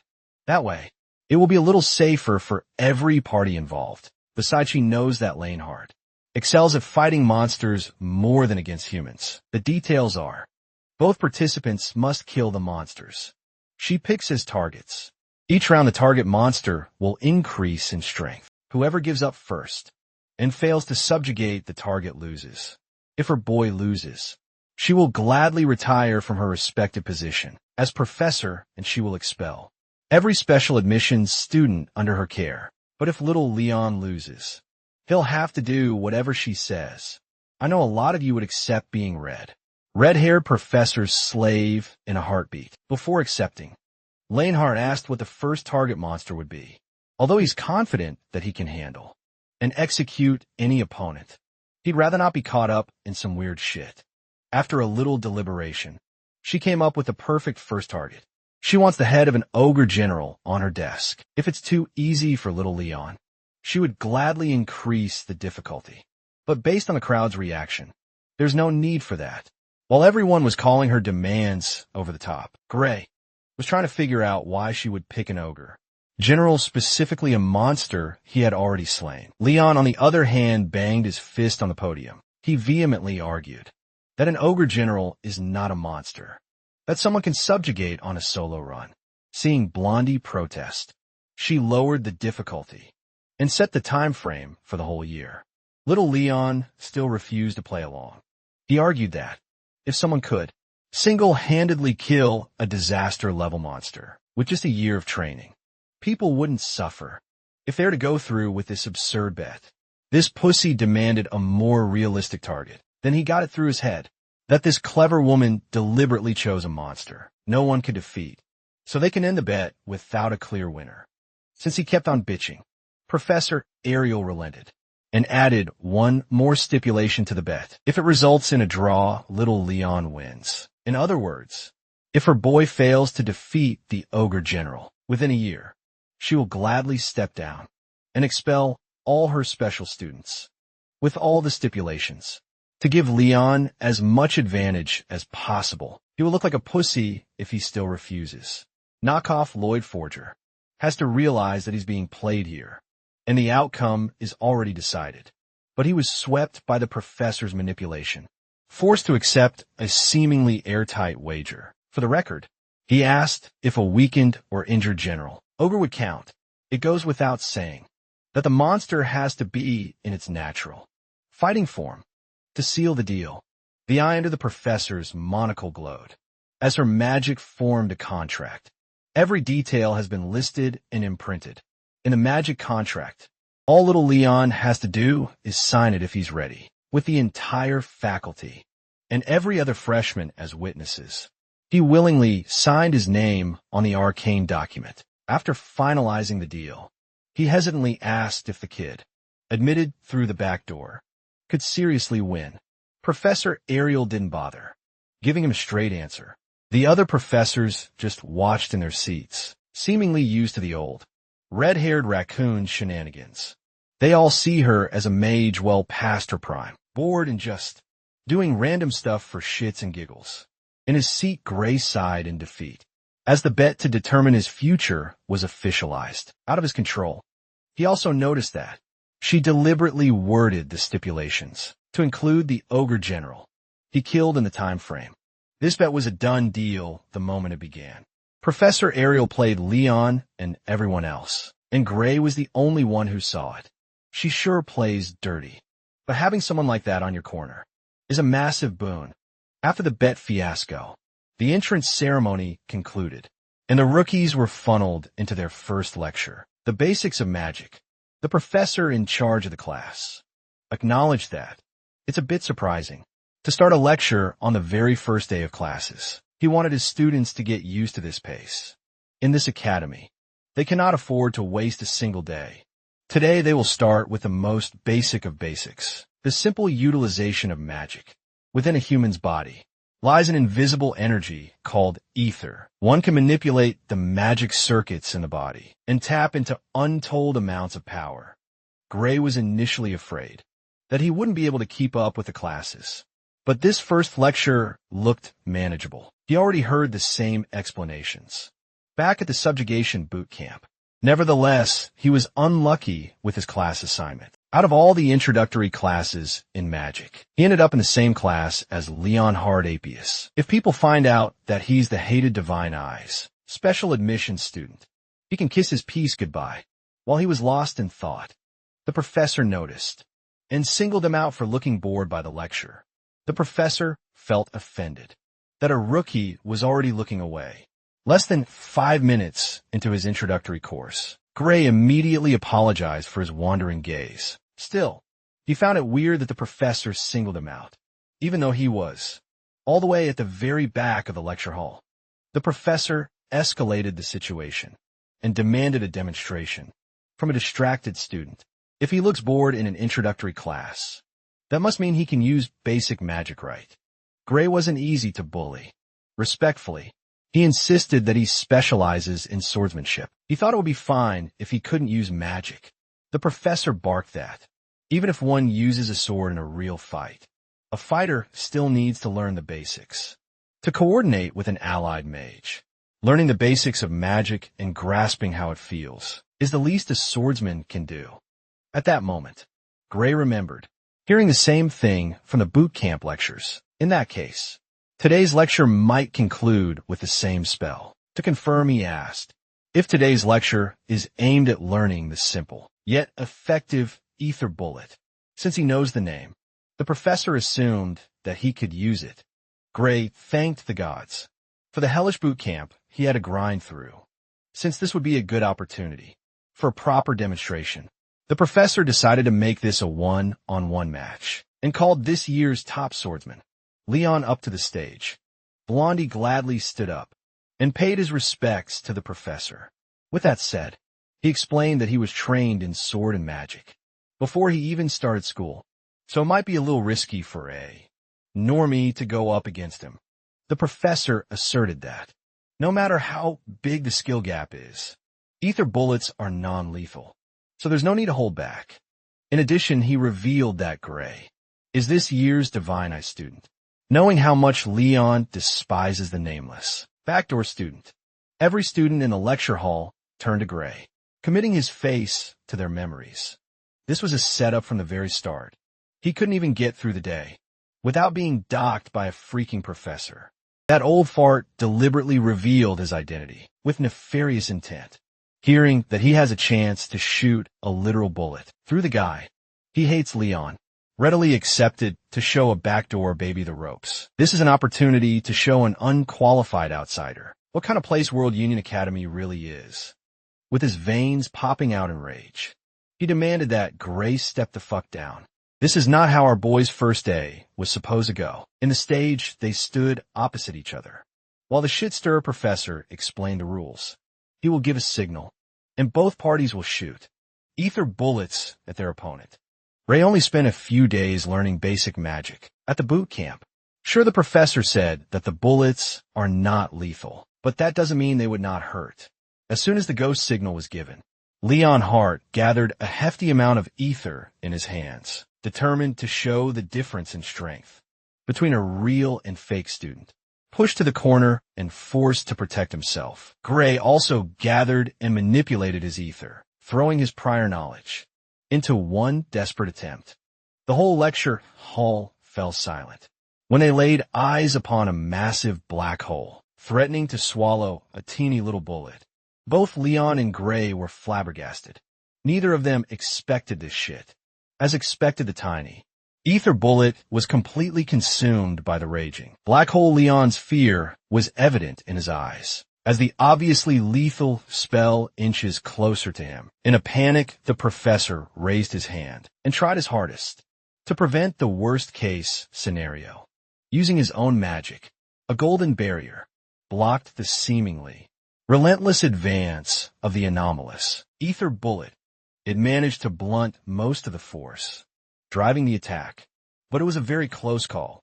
He made the mistake of letting up, and the golden barrier started showing dangerous cracks under pressure.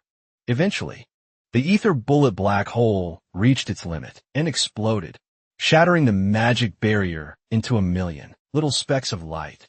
The resulting boom threw the lecture hall into chaos. Rookies closed their eyes and braced themselves for impact. As for the target himself, little Leon was knocked down on his ass, screaming bloody murder. Realizing that he messed up, the professor immediately ran towards the swordsmanship course's rising star to make sure he's all right.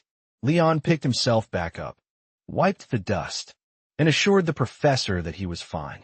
After ascertaining Blondie's well-being, the professor turned his attention to the one who almost blew the whole place up. Had the barrier failed to dampen the impact, that abnormal ether bullet could have killed Leon and injured many, even amongst veteran magic professors. No one could cast an ether bullet that strong in the academy. He desperately wanted to know what the young man did to produce such a destructive output. Gray himself was confused. What he just unleashed was definitely on another level, compared to the feeble being that his opponent threw. Could the spell he learned as part of the subjugation squad differ from the one that they teach at the academy? He asked the professor if he had messed up in any way, but the geezer was fairly certain that what he shot was definitely an ether bullet. The only glaring difference was the quality of the spell. What Gray just used to juice up the spell was not normal ether. That size and power can only be achieved through the use of super compressed ether. None of the rookies has heard, let alone understood the term. Super compressed ether is something that even experienced professors have trouble producing and studying, yet this controversial student casually used it to reform a basic spell. No one in this academy can replicate that. Now the students are starting to feel respect and a bit of fear for the guy who has been admitted through the divine eye. They also protested that Gray should have been enrolled in the magic course. Instead, as far as he remembers, all spells learned by the subjugation squad were precisely like the one he just used. Among the group, Gray was one of those who had no aptitude for it, still refusing to believe that he's using some sort of juiced-up ether. He summoned another ether bullet and insisted that pulling off something like this is possible for anyone with enough practice. Much to his confusion, the professor just laughed like a madman. In response, Gray didn't know what to do, so he just stood there dumbfoundedly. The professor shifted his tone entirely. At the start of the class, he was blatantly hostile. Now, he's trying to recruit the special admission student into the magic course. Gray respectfully declined the enthusiastic invitation. He was always told that he had no talent for magic, so he couldn't see himself getting into it. Now the professor found this refusal preposterous. If a young man who can produce super compressed ether through compression is talentless, then everyone else should just quit magic. He even went as far as dubbing Gray an unparalleled prodigy, even by the Academy's standard. Whoever said that the kid had no talent for magic must be smoking some illegal substances. The rookies watched the scene in silence. They saw how the strict professor turned into a completely different person as he desperately tried to convince Gray to shift into the magic department. From his perspective, it would be a huge loss for the world if Gray didn't pursue magic. Hell, it would be a crime against the arcane. With all the glazing coming his way, all the young man could do was laugh at the absurdity. Then he remembered hearing the term ether compression technique once before. It was just another clear day at the boot camp, and one of the heroes was conducting a lecture. She chronicled how, in the past, people didn't know OD, also known as life force, existed. Due to that gap in knowledge, it was very difficult to cast proper magic. One must continuously compress ether within the body to achieve the desired effect. Through a spell, this primitive method only gathers a tiny bit of OD. Miss Lecturer Bella Albright, the great sage and the strongest mage of the future, found the way they practiced magic just a decade ago laughable. Gray asked the professor if he had ever heard of OD. The question stumped the old man. He was not familiar with the term at all. Judging by that reaction, it sounds like the world still hasn't discovered this revolutionary magic concept at this point in time. If that's the case, then the basic stuff Gray learned in the subjugation squad can be considered knowledge from the future. He finally realized that he must be careful not to leak this type of information. For one last time, he refused the incessant offer to transfer to a different course. His true love is the sword, so he would have to pass. The professor sighed in defeat and helplessly accepted the young man's decision to stick with blades. But he also left Gray an open-door invitation to shift apartments whenever he feels like it. Feeling a headache coming on, the young man awkwardly thanked the animated geezer for the generous offer. After that demonstration, both participants were asked to go back to their seats. The professor promised to never chide Gray anymore during class. In fact, he wouldn't mind if the kid left if he ever got bored. The professor believes that this baby stuff is far too basic for a prodigy. Like Gray descended the stairs, while subjected to hostile glares. Now he's ascending, with reverence from the professor and his peers. Meanwhile, his victim was still standing on the ruined stage, blushing and feeling his lion heart beating fast for Lord Gray. He didn't see how Leon Hart looked down there, but Gray certainly felt the chill coming up his spine. After the first lecture, he received a personal note from Professor Ariel, asking him to meet at her office. After classes, he basically got summoned out of the blue. It would be troublesome if old Professor Carlos were behind this sudden summons. After walking around for a few minutes, he finally found the office door that bears the mark of the divine eye. He intended to knock, but the door softly opened, gently letting him in. Taking the unlocked door as an invitation, Gray respectfully entered, while uttering respectful greetings. Before he could finish his sentence, he sensed a sharp blade coming his way from the side. Gray's reflexes automatically kicked in as he drew his sword to defend. The grip was a little unorthodox, but it got the job done. In a pinch, he was able to sweep the sneak attack and the attacker away.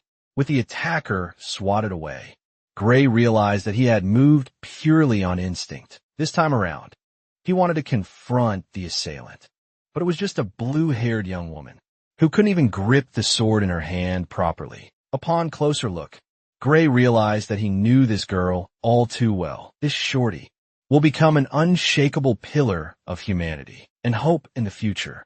Gray's attention was then directed to the desk in the back of the office, and the woman sitting on it praised his quick response. Professor Ariel was pleased to confirm that.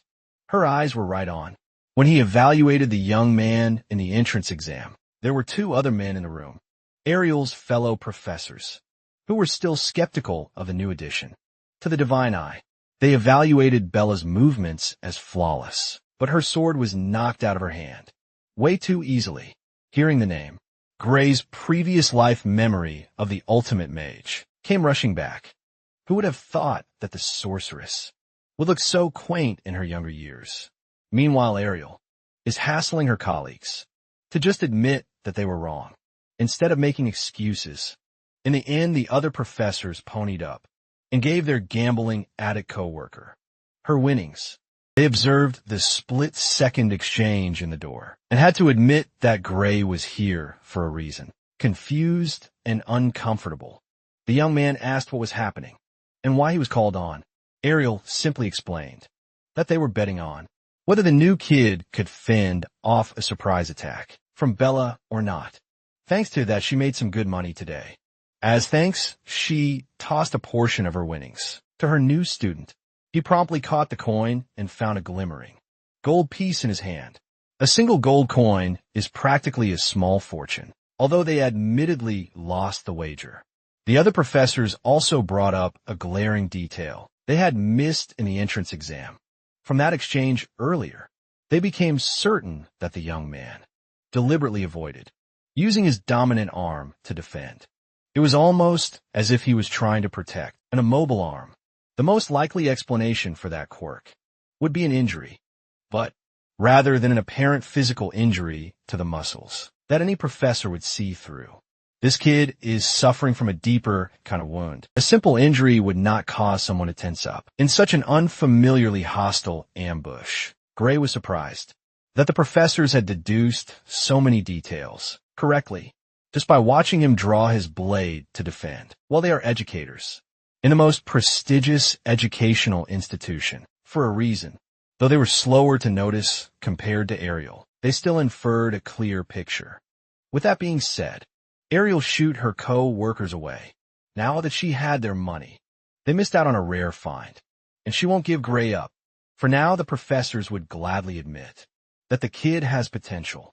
But if that wound doesn't heal and continues to fester, Gray will remain as the guy who failed to meet the academy standard, but was accepted anyway. He did not like the threatening cut of that professor's tone at all when the skeptical professors vacated the office. Only Ariel and her students remained inside, with the nuisances out of the way. It's time to start the real agenda of this summons. She called them today to discuss the topic of magic. After serving some aromatic tea, Professor Ariel reiterated what she heard happened in Professor Carlos's class. She found out from the man himself.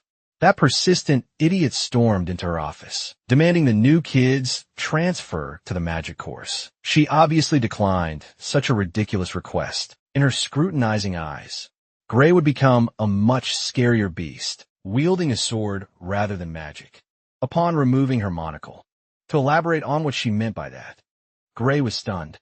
Professor Ariel doesn't see signs of a genius in magic compression at all. He doesn't even show signs of having practiced magic. On a deeper level, Gray felt a little unsettled after getting scanned and read like an open book. With that bizarre eye, seeing is, lying would be utterly useless in this situation. Ray admitted that all of what she speculated was correct. Curious, she gently asked if he would be willing to share the trick used to conjure that black hole, ether bullet. She promised complete discretion and a reward in exchange for that valuable info. She really wanted to know about this promising concept for Bella's sake. While sipping on tea, Gray's tongue almost slipped and called the young Bella by her future title. Professor Ariel called the young woman a pure genius when it comes to magic theory, without the means to wield what she can theorize. For some unknown reason, she has no capacity to use ether compression, let alone the mythical super compression, based on some loose intel from the future. He knew that Bella Albright was a late bloomer. Her lack of talent in the practical department must be the reason. Ariel set this meeting up after she heard about the super compressed ether bullet that nearly killed Leon. If there's a way to use super compressed ether without the inefficient act of internal compression, it would be a game changer. Professor Ariel is desperate for solutions. She doesn't want to see one of her girls sent to Professor Bradley. Everyone in the future would know that accursed name. It's impossible not to be aware of. An extremely infamous grade, a bastard. He conducted countless independent human experiments for the sake of advancing his field, murdering many in the process. On top of that, he would cause cataclysmic magic disasters that would claim the lives of tens of thousands. Professor Bradley is history's worst magic criminal in existence in this era. The deranged mass murdering magical terrorist hasn't been caught yet. If Bella can't create super compressed ether by the end of the year, she will be sent to the deranged professor to undergo a high-risk surgery. Anyone with common sense would see this as a bad idea. Professor Ariel could not agree more. Though the surgery is, under the pretense of enhancing magic abilities, it's just blatant human experimentation, with no certainty. It hasn't been made public yet, but she's already hearing rumors of the lunatic's inhumane crimes. Some victims have died, while others were left broken beyond hope. Bella chimed in that although it's dangerous and scary, she will be expelled by the end of the year if she doesn't produce any results. In all honesty, Professor Ariel would rather have her girl quit magic in the academy for good than have that perv mess with Bella's body. Gray quietly deliberated. He possesses magic theories that do not exist yet. If he shares something so drastic, the course of history will completely veer off track. He watched young Bella, clenching her fists in frustration and fear. Gray remembered his last moments facing the liquidator. That frustration, fear, and hopelessness are way too familiar. He was just cannon fodder, trained to fall in one shot. A helpless spectator, while the heroes who were supposed to save the world were sliced apart like fresh meat, knowing the future waiting for him. If he doesn't make some moves, why would he not want to change the course of history? That hellhole people call the future is much better off changed. By the time his tea was finished, he had agreed to try to teach Bella as best as he could. She will be using super compressed ether in no time. After the meeting, the three headed to the arena. As the sun began to set, Gray busted out the chalkboard and tried his best to articulate what he learned from the boot camp lectures. After squeezing every bit that he could remember, he asked the girls to keep this privileged information amongst themselves. Information leaks won't be a problem, since the professor drafted a magic contract beforehand. Those who break the contract shall die. After giving them the rundown, Gray asked what they thought about the theory. Just learning about the concept of OD alone was enough to blow Professor Ariel's mind, but the knowledge of magic he revealed is even more absurd. Bella praised his explanation as brief, yet well organized. She felt like she was listening to a lecture on magic from hundreds of years in the future. With Bella simply hearing and absorbing the info dump, the history of magic had advanced by 100 years. In this room, she kept gushing about advancing magic by a century. But Gray himself learned all these basic concepts from grown-up sorceress just 10 years from now. It's a testament to her genius.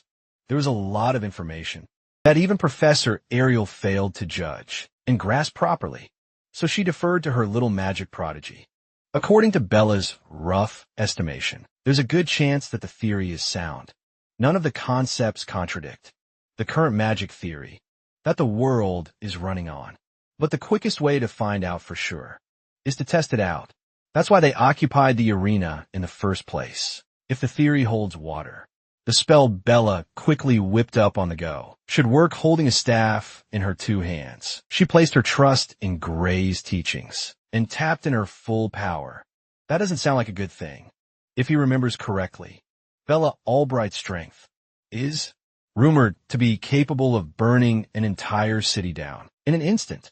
She's practically a weapon of mass destruction. Moreover, she was infamous for having no proper control over her powerful magic output. Today must be the day he witnesses that legendary display of dominance. Even Bella was shocked to see what she just kicked off. A gigantic blaze of scorching fire shot out and escaped from the middle of the arena and into the clouds. Gray tried to warn her against this reckless idea, but it was too late. The pillar of flames stood tall, with a young mage at its foundation, holding up an imposing magic circle. This overwhelming power stood at the pinnacle of magic. In his past life, If Bella hadn't taken control of the spell a split second earlier, he would have been swallowed by the blaze. That fine, elemental manipulation literally saved his life. Oblivious of other people's fear, Bella was beaming with joy. She finally did it. She bridged the gap between her theoretical and practical talents, pushing herself even harder. She proceeded to tame the flaming pillar, molding it into the shape of a roaring fiery dragon. For the first time in her life, she found magic fun. She was swept by the moment and quickly gassed herself out. The fire petered out, and she felt the drawback of her test right away. As her ether reserves dried up, her legs gave up and she lost consciousness. The staff dropped to the floor, and so did her body. Worried Gray ran up to the unconscious girl, while the professor told him to chill out. This collapse was a classic case of ether depletion. All Bella needs is a little bit of rest, and she'll be back to 100% in no time. Hearing that assuaged Gray's worries. Still even, Ariel was astounded by the marvelous display of magical talent the young woman displayed. She might be the only person who can put together magic on that scale. After learning a new concept, while completely out of it, the napping mage mumbled that it's not her who is amazing, but the theory Gray gave her, the tool, to easily create her own super compressed ether. What was a tool she was supposed to develop? In the future, Ariel sighed in relief. Bella no longer needs that shady surgery from that arcane criminal. She would gladly curse Bradley off herself. The professor was glad to see the young mage avoid a ruinous path. She's especially glad that she did not lose her magic control through some unsanctioned experiment. Although Bradley's special surgeries were proven to increase one's magical output, they come at the expense of control. Exactly how it works is a mystery, but it's highly likely that the lunatic found a way to forcibly break a person's limiter. Now it makes sense why the sorceress in the past world was rumored to be an out-of-control weapon of mass destruction. In any case, today's massive progress would not have been possible without Gray's help. The terms of their contract have been fulfilled. It's the professor's turn to fulfill her obligations, listed on the magic paper. First of all, she promised to do something about his arm. There's a magic spell in her repertoire that might help. Extending her hand out, she summoned countless translucent butterflies, made of pure ether. They flew all around the arena. As she gently touched her student's hand, upon contact, the ether around the area swirled and stirred, coalescing upon the point of connection. For a few seconds, Gray accepted the healing touch openly. Afterwards, he tried clenching his injured hand and felt a drastic difference in comfort. Compared to before, he can finally move his dominant hand again. It was a vast improvement. With his spirits up, he wholeheartedly thanked the professor for solving one of his biggest problems. Not even a magic healing potion could cure his mysterious injury. Yet her light touch did the work. She boasted that her nerves, restoring magic, shouldn't even be mentioned in the same breath as average magic healing potions. Before they got carried away, she wanted to make sure that he was really back to 100%. To test that, Gray must try swinging a sword to find out. For the first time in a long time, he touched the hilt of his blade with his dominant hand. He did a quick draw and slashed the sword casually. Right away, he noticed something alarming. Despite the supposed full recovery of his arm, to confirm, he lowered his stance and went through the motions of his sword play to see how it felt. Much to his dismay, his right arm doesn't feel like it moves as fluidly as it used to. Professor Ariel expected something like this to happen. She may have repaired the nerves to their perfect state, but her magic can't heal the wounds in the young man's soul. Hearing her mention the soul confused Gray. While today's magic knowledge hasn't proven the existence of the human soul, Ariel is a firm believer that it does exist. After all, she can see it with this special eye of hers. Hiding underneath that sparkling monocle is an all-seeing eye that could see through everything. Right now, she can see Gray's soul slowly healing itself. Over time, she theorized that as long as he doesn't overexert himself, he will recover naturally. He innocently asked if practicing his swordplay would count as overexertion. Professor replied that it doesn't he can train normally. Rather than that, she asked him what kind of swordsmanship he practiced that could harm one's soul so badly. Then again, swordplay that uses one's soul as fuel is not a new idea. In fact, she knows a certain someone who has the same capability. Amy White is another student of the Divine Eye special admission course. She reckoned that there must be some connection between these two students of hers. Gray was shaken and confused as to why Professor Ariel would think that way. He hasn't even encountered the future Sword Saint. In this timeline, Ariel assumed that Gray knew Amy based on the way he wielded his sword. It gives the impression that he learned it from that sword nerd. On second thought, the professor did notice some slight differences. It felt like the person he learned swordplay from was a far more skilled version of little Amy. She estimates that in a few years, Amy will be just as skilled as whoever Gray's master was. Her deduction ability is way too scary. Her eye can see the fine details, and she can interpret them expertly. Gray asserted that he learned to wield sword at his hometown dojo, which is technically not a lie. For now, he needs to change the topic, or risk spilling his secrets. Back to the subject of damaged souls and swordsmanship. Ordinary techniques cannot possibly connect these two intangible concepts. To begin with, she's well aware that Gray has some secret move that could defeat an ogre general, an ogre army, and everything around with one slash. She already did her homework, thanks to Gray's absurd accomplishment. The bet she proposed with little Leon at the entrance ceremony was a free win. Ariel was shown some of the remains left at the scene and found them to be simply magnificent. Not even the most sophisticated cleaving magic could achieve that level of precision and lethality, that mysterious power within Gray. Whatever has caused the injury in his soul, she can see it with her eyes. Ariel can peer through his soul and peek at the power leaking through a chain door. Hearing her say that made him a believer. The chain door is the imagery he kept coming back to inside his mind. This is not something one can figure out by guesswork. This woman is the real deal. That being said, Ariel had seen powers similar to Gray's before. While it wasn't a one-to-one copy, they had a very similar vibe. Curious, he asked if there were other people with similarly mysterious powers to his. She knows of one that fits the description, but she's not 100% sure if they are human or not. Professor Ariel called it the Liquidator, the same Liquidator who ushered in the end of the world. Based on his reaction, she could tell that the kid had heard of him, one way or another. Gray's mind was reeling. Why is the Liquidator being mentioned this early in the timeline? The sultry professor didn't expect that the young man would be familiar with such an esoteric being. But then again, he knows some futuristic kind of magic theory, so it's not that big of a surprise. Gray felt a little awkward being credited with the revolutionary theory when he simply reiterated what he learned from the real genius curious. Ariel pressed him about how much he knows about the so-called Liquidator.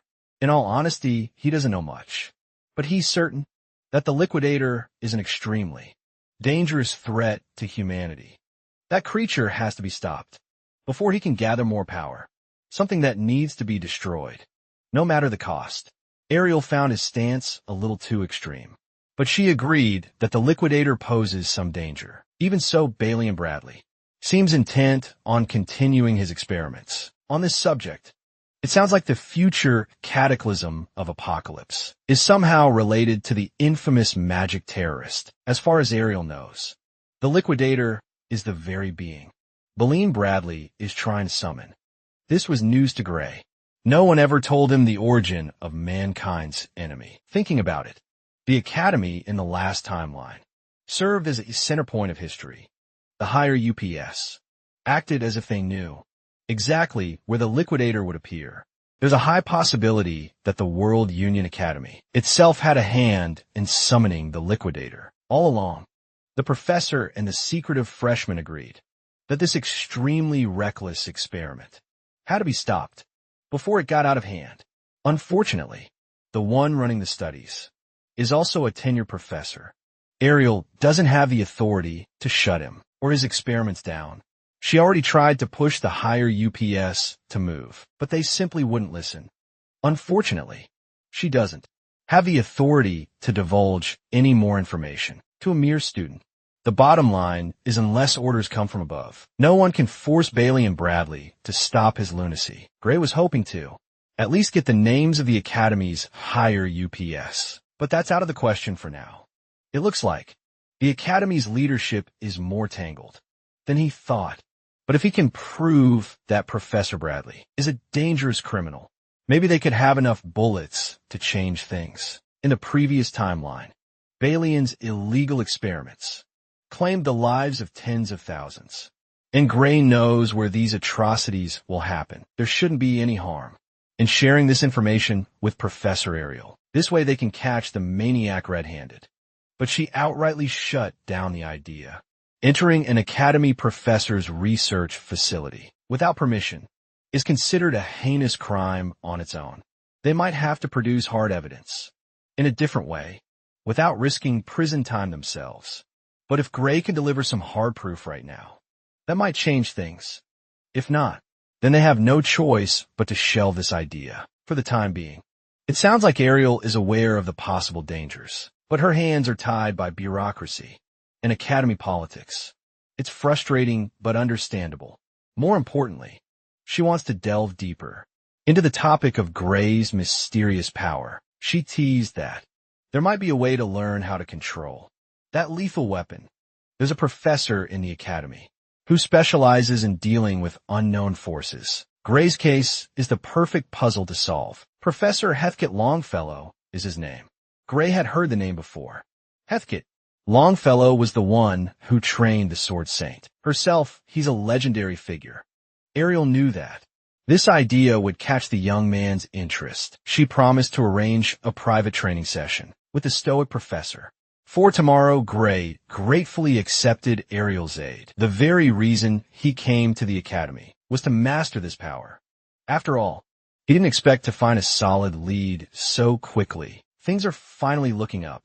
The very next day, Gray found himself in close proximity to the stern. Professor, his first private lesson from Heathcote Longfellow is underway. Ariel certainly worked fast. Gray expected some hardcore training, or extensive theoretical lessons. Professor Longfellow dragged him to the woods, and now they're running in circles. They're still inside the Academy zone, but they're in the middle of a thick patch of forest. While he was trying to figure out the purpose of this aimless running, Professor Longfellow scolded him for letting his mind wander. Instead of thinking stray thoughts, he should be picking up his pace. Instead, they must run and push the body to its absolute limits. Longfellow believes that the power of the soul truly awakens once every drop of physical strength is burned away. Gray is prohibited from touching his sword until every little iota of his stamina has been spent. The young man can't see the bigger picture yet, but he completely trusts Heathcote's methods. Still, while he's out here running laps, Balian is carrying out inhuman experiments to summon the arbiter of the end. It's hard to get your mind off that nagging thought. Gray is carrying the burden of future sight, and it is slowing him down. Nevertheless, he stuck with the training regimen for an entire week. On the 7th day, he was summoned to report back to Professor Ariel. Gray felt a little embarrassed that all he's been doing was endless running, and just a bit of sword drills at the very end. Admittedly, he feels a slight improvement in strength. Ariel couldn't hold her amused laugh. She's well aware of Heathcote's bizarre methods. With the report concluded, a messenger politely entered the office. He handed a sealed letter addressed to Professor Ariel. She immediately opened the message, and her expression slowly twisted as she read through the correspondence. By the time she reached the end of the letter, she was frozen in her seat, worried. Gray asked what was wrong. She wordlessly handed him the letter to see for himself. It would be better that way. It was a letter written by Bailey and Bradley. The lunatic had received the report regarding Bella Albright's supercompressed ether breakthrough. He insisted that although there's a close resemblance, the young mage has not actually achieved the level reported.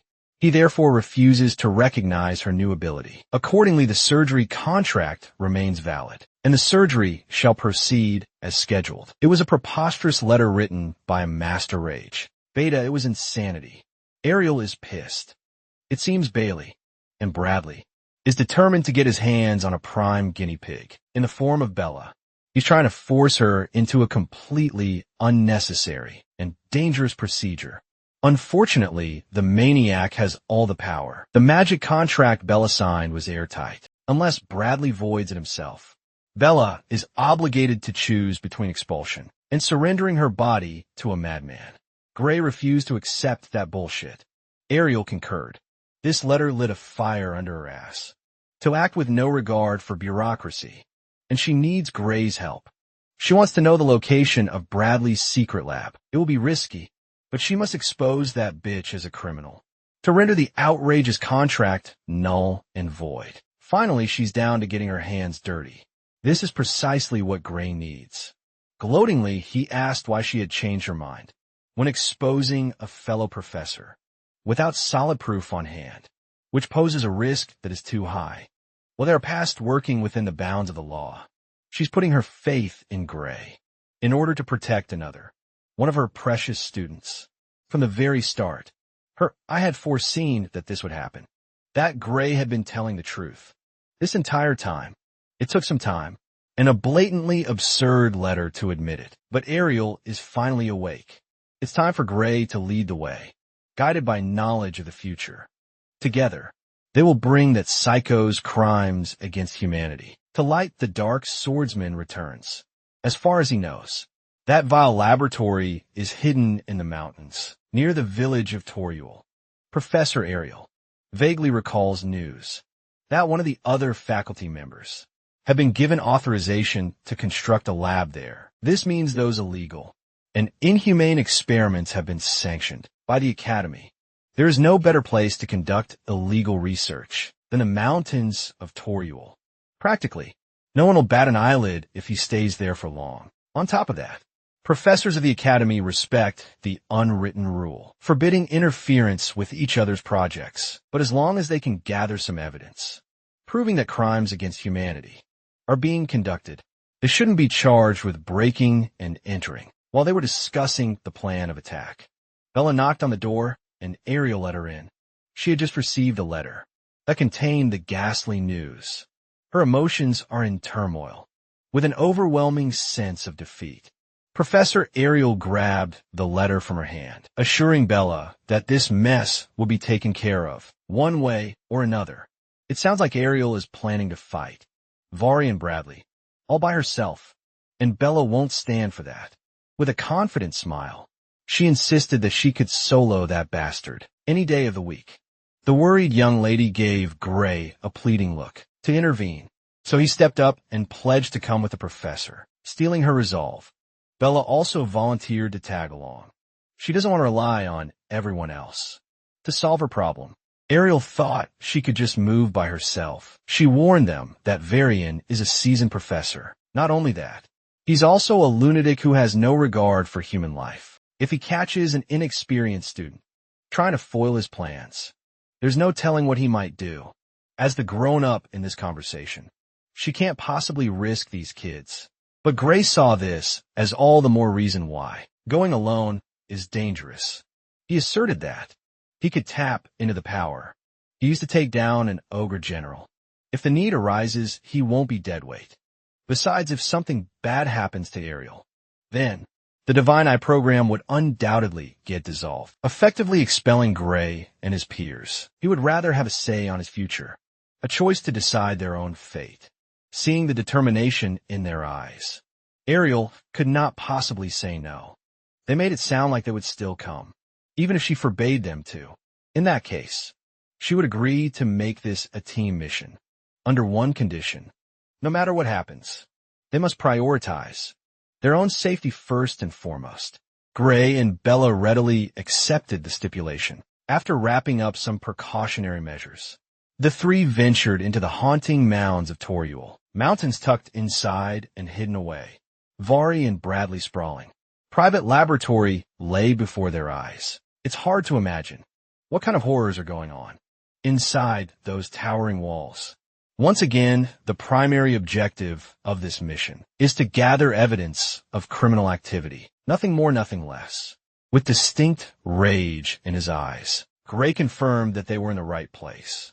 On the other hand, Bella felt apprehension. She's unsure if they could really pull this off. Without any trouble, Professor Ariel already did her homework. Varian Bradley should be at the Magic Society's conference.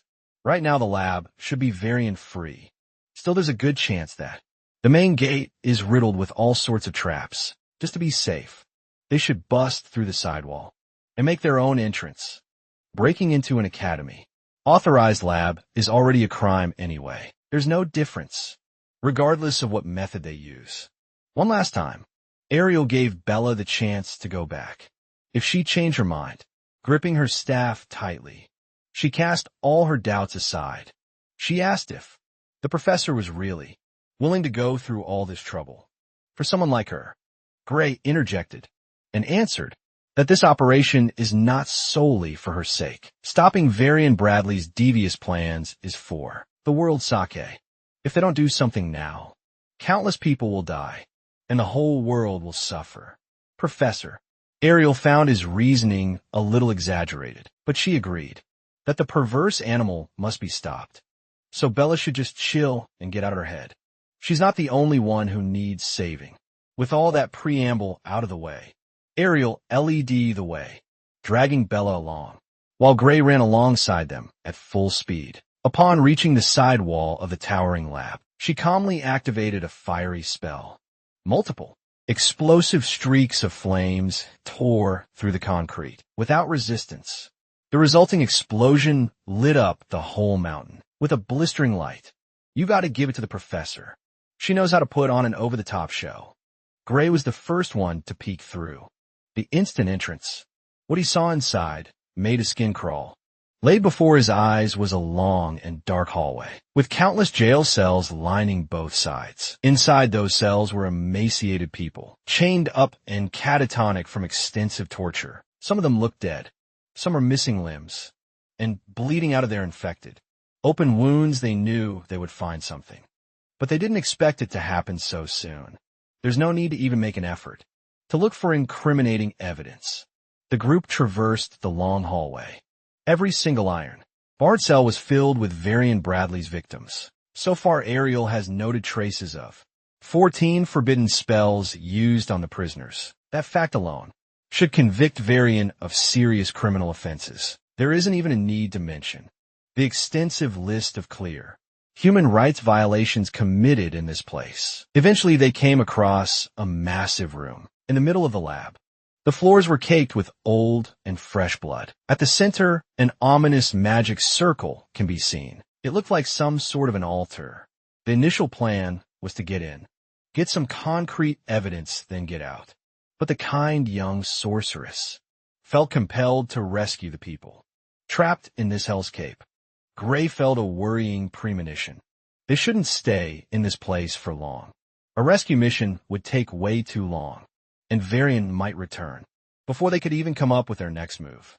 A ghostly figure emerged from the darkness. He leisurely walked towards the group, as though he was strolling through his private garden.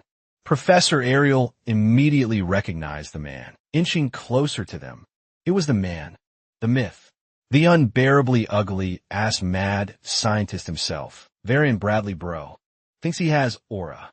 Gray immediately drew his sword, ready to respond to whatever evil Unk would do. Varian Bradley gloated that he arranged for a double to go to the conference. In his stead, he's on the brink of a significant breakthrough in his experiment. After all, this man bragged that he managed to get his hands on some extremely fresh materials for an important ceremony. You see, he likes to use his human lab rats while they're still fresh and breathing. But seeing Professor Ariel and her precious pupils on his doorstep, he decided to pivot and change the plan. Ariel worried for her students. Bella was paralyzed by a guttural terror, and Gray was ready to throw hands at any moment. Tonight's experiment would yield a far better result if the materials used possessed more potential for magic than the average person. Varian has no clue how they found out about his little hell on Earth. But he's sure that these three are operating covertly. That means they never told anyone where they're going. If they all suddenly go missing, not a single soul would know where to look. Whatever twisted thing Variant has in store for them would not lead to suspicion. Forget the crimes against humanity. Give this man the electric chair for that creepy-ass smile. From the sound of his villainous speech, it's obvious that Professor Varian is itching to turn them into lab rats. That would push the boundaries of magic itself for a steep price. Since they had already seen all the dirty laundry, they could not be left alive. He might as well make use of their magic potential as best as possible. In the middle of his grandiose monologue, Varian found a massive fireball heading for his dome. The spell exploded with a fiery boom that lit up the desiccated room. Surprisingly enough, the attack didn't come from Professor Ariel. It came from the future great sage herself, Bella Albright. Looking at her determined expression, it seems like her initial fear is gone. Unfortunately, a sneak attack of this caliber won't do the job. Varian protected himself with a barrier in the nick of time. Even so, he praised the girl's potential and magnificent decisiveness. He attributed the discovery of such an exceptional talent to Ariel's divine eye.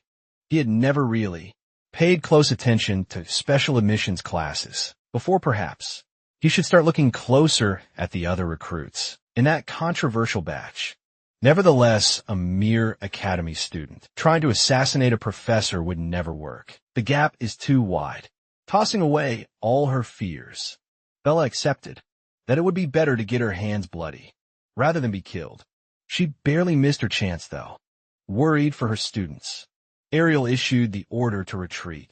They already have their evidence, and the academy should be able to handle the rest. Professor Varia won't just let them walk away freely before they could take one step away. A burning black energy shot out of the deranged Professor's scepter. In retaliation, his primary target was Bella. She looked like a deer caught in headlights. Ariel had to move quickly on her feet to take the brunt of the attack. With her radiant barrier, with utmost focus, she strengthened the barrier. While the dark energy persisted, Varian haughtily explained that defensive magic is pointless for this gluttony flame, which is one of the prized fruits of his extensive research. The spell conjures a flame so ravenous that it burns and devours defensive magic, turning it into fuel. In theory, it's a perfect spell that cannot be blocked. Its only downside was the required use of some rare biological material to cast. As Varian explained, Ariel's barrier was quickly torn apart and consumed, making the gluttony flame bigger and wilder. She tried to salvage the situation by getting her divine eye involved. Tapping into that mysterious power bought her enough time to put up another barrier. When the first layer finally gave in, the second layer took the brunt of the supercharged, forbidden magic. As expected, Ariel's second barrier was also corroded and absorbed by the flame. In a matter of seconds, fearing the worst, she tossed the spell memory pouch to Bella and Gray. She reckoned that if Heathkit sees the pouch, that man will know what to do. Instead of taking the evidence and running, Bella put up a barrier of her own instead. Ariel started panicking. She already accepted that this might be the end of the line for her, but it doesn't have to be for her students. Even so, Bella wasn't into the idea of ditching her professor in the middle of battle, when she still had some gas left in the tank. Ariel brought up the promise they made before this mission. They all agreed that if something goes wrong, survival must be prioritized. Varian's magic is clearly unnatural. All Ariel can do is buy time with her quickly degrading defensive spells while arguing with her student. That defensive spell finally broke apart. She felt the rebound of her spell breaking, and Bella quickly picked up the slack. Her translucent barrier matched Gluttony Flame's power. Impressively, Bella analyzed Varian's attack and figured that it's not that strong by itself. It just needs a slightly different kind of defense. Magic to counteract. Seeing his flame stop in its tracks, Varian almost crashed out.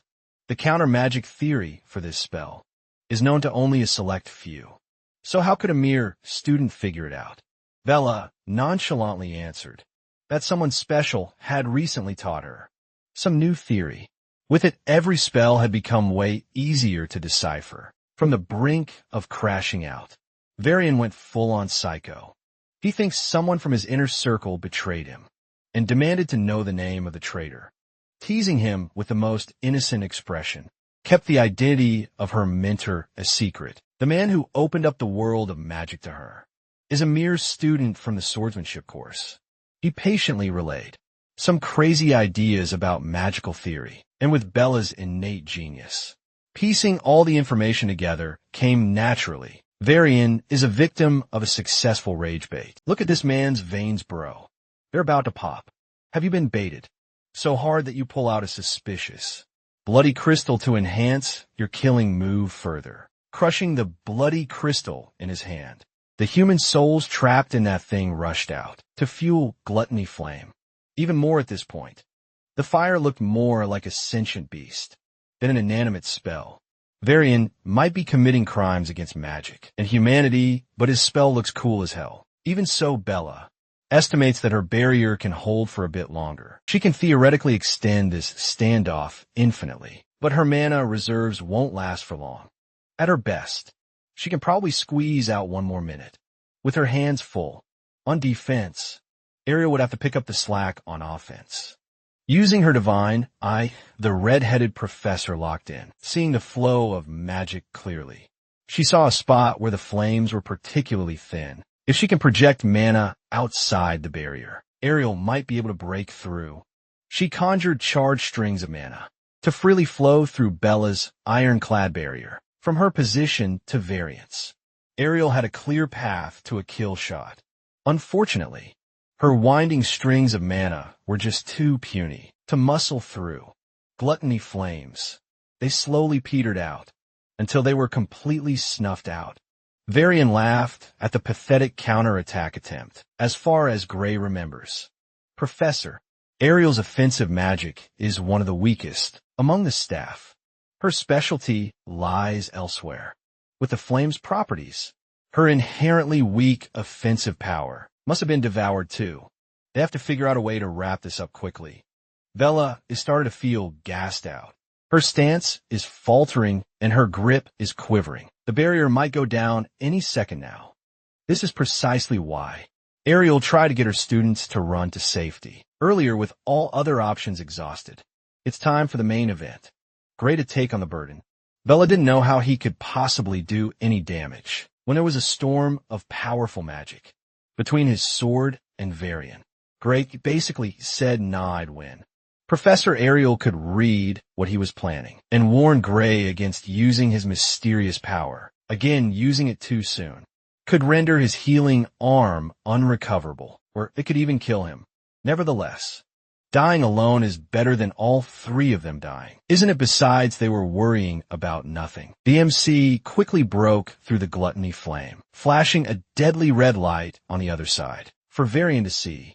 The last thing the crazy professor saw was Gray's unpredictably perfect slash, mixed with splashes of his own blood. His brain was still trying to figure out what the fuck just happened, while his head was neatly separated from his body. Just like that, Professor Varian Bradley was rightfully executed for his litany of crimes. His executioner is the man who's going to change the course of history.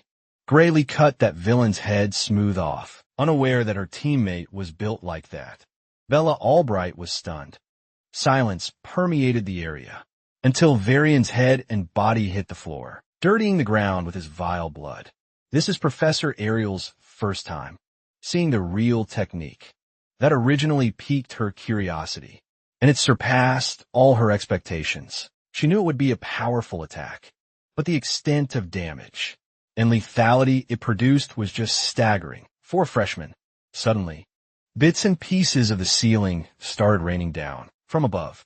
Gray went a little overboard with the power output and damaged the structure of the spooky laboratory while the building slowly collapsed. The baddie professor stepped in to comfort her students. Without as much as lifting her fingers, she suspended the falling debris.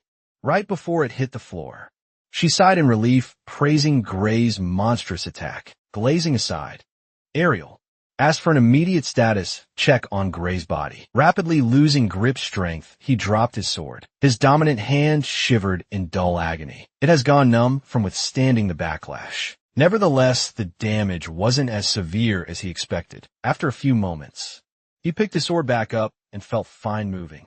Ariel attributed this welcome change to the results of his hardcore training. If he were still the same village kid who lacked fundamentals, he would have undoubtedly fainted for days and woken up to noodle arms. Now it only leaves him with some pain. It's quite a massive improvement. Hefkit worked him to the bone, but the training is really showing its fruits. Ariel's divine. I was glued to her student. She's trying to make sure that they don't overlook any lingering damages. While she is grateful for how Gray performed in clutch time, she also feels sorry for being so powerless. She was supposed to protect her pupils, but ended up relying on Gray. At the end of the day, Gray assured her that no one is to blame. Besides, he was the one who insisted on this mission to stop Varian in the first place. Still, Professor Ariel emphatically lectured him about the consequences of using an unknown power. She advised restricting its usage for a while. By her estimation, abusing this overpowered technique without knowing the full extent of its effects can cause irreversible damage. Gray felt the weight of concern behind her advice and promised to observe caution. After snapping out of her stunned silence, Bella timidly asked Gray if what he just showed was some kind of unknown magic. She did not sense any ether at all. Being a mage, this oddity is breaking her reality. Actually, try to explain how such a high power output is possible with magic is just impossible at this point in time. In order to save Gray from the hassle of explaining himself, Professor Ariel asserted that probing further into this matter is forbidden. She doesn't want Bella to mention a word about what she saw here. Either she was just asking out of curiosity, but this is a gravely serious matter, although it would be against her will.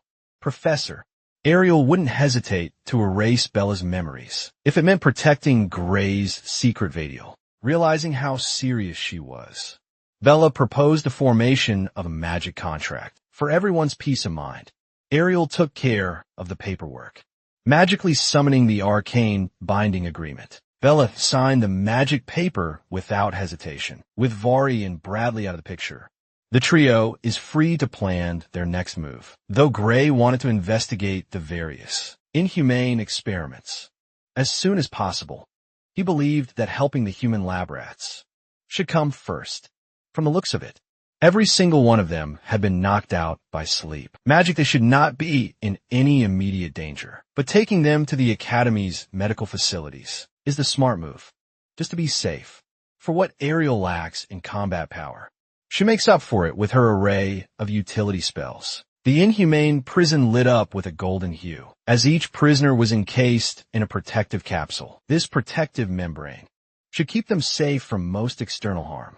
For now, with the prisoners safe and shielded, the trio should be able to investigate further inside. Now that they could roam more freely, Ariel was once again surprised by the scale of this criminal operation. Traces and evidence of illegal experimentations are out in the open.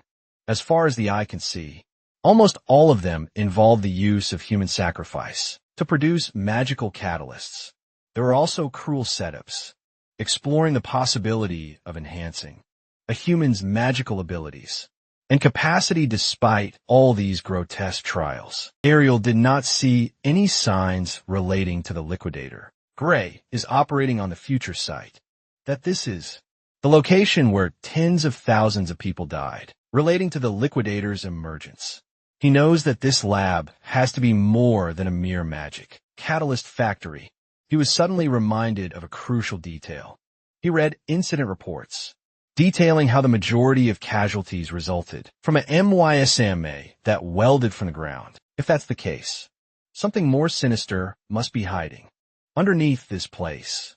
Curious and unsettled, Gray suggested that they explore more vertically to find some possible hidden passages. With a cursory glance, Professor Ariel's divine eye did not pick up any signs of that sort. But upon closer look, she picked up on something out of place. Near Varian's blood-soaked corpse, squatting on top of the oddity, Ariel pushed more ether into her divine eye, peering through all the illusions. It was infinitesimally faint, but she could sense traces of short distance, teleportation, magic on the floor. Perhaps they are on the brink of discovering a space, only accessible to high-level magic. Based on the faint traces, she estimated the teleportation distance to be around 300 meters going down. Thankfully, she's well versed in the art of short distance teleportation herself. With a snap of a finger, they should be able to override the concealment. Suddenly a massive gate, made of pure magic and ether surfaced from the ground. If they hit nothing, the other side of this gate should lead to nothing but earth and dirt. Ariel is banking on the off chance that they find something, anything. The trio fearlessly stepped through the gate. None of them could have expected what was waiting. On the other side, 300 meters below the illegal prison lab, was a city made of tightly packed structures. Who would have thought there'd be a massive area under such an inconspicuous place, being particularly sensitive to magic? Bella pointed at one particular building. She could feel a tremendous ether output coming out of it. Situated in the middle of the bizarre white city, a modest-sized dome, clear from nearby obstructions, stood tall. Focusing her divine eye on the dome, Professor Ariel picked up a sign of not just ether, but also a completely different kind of power. Leaking out, it's far greater than anything she had ever seen. Gray had a feeling that they had finally found what they were looking for. Dripping out of the dome were residues of the liquidator's power. Bracing themselves, the trio walked up the stairs leading to the dome. When they entered the structure, they found a door, adorned with an ominous insignia, and a platform, surrounded by vials filled with purple goop. The foreign power was definitely emanating from the door, encircled by the vials. Professor Ariel investigated the door's surface area and extended her senses. Unfortunately, there are no signs of the liquidator's presence. Meanwhile, Bella was a nervous wreck, unsure whether they should even be messing with this cultish display. Ariel assured her that the door itself is safe. It doesn't hold any power. If anything, it's just a benign symbol for the ritual. The thing they should be careful about is the magic rigs, placed at the tip of the 8-pointed star. Confidently tapping into that forbidden power, Professor Ariel spurred the formation's activation. Gray panicked for a moment. One wrong move, and they might accidentally summon the liquidator, or something Ella voted to just shut this thing down before they messed up and put themselves in danger. Ariel was unmoved. She just implored her students to stay put. Her prediction tells her that this setup won't actually summon a world-ending threat. Once the power from the rig filled the door, it started showing spatial cracks all over its surface. Gray and Bella wanted to pull their professor out of the formation, but ultimately chose to trust her judgment. The magic rigs glowed even brighter, making the spatial cracks bigger. A few moments later, the mechanism attached to the rig slowed down. The ether infusion, just as Ariel expected. The formation wasn't meant to summon the liquidator. It was built to punch a tiny gap towards a different place of existence. Once the hole is big enough, it funnels the leaking power, turning it into pure crystal. At the core of crystallization is a seed, most likely made of countless human sacrifices. According to her estimation, the pre-existing essence in the room is made up of about 10 souls. The molding process might have taken more sacrifices than that. Exponentially, the majority of the drugged-up prisoners they saw upstairs must have been slated to be raw materials. For this twisted process, curious and disturbed, Bella asked why Varian and his cohort would go so far, just to gather an alternative power source. What were they planning to do with it? Well, they already saw the power augmented by human souls. That black flame Varian used in the fight was most likely a product of this setup. The crystal Varian held in his hand is basically a finished product. That catalyst can be used outside of just offensive spells if they manage to mass produce.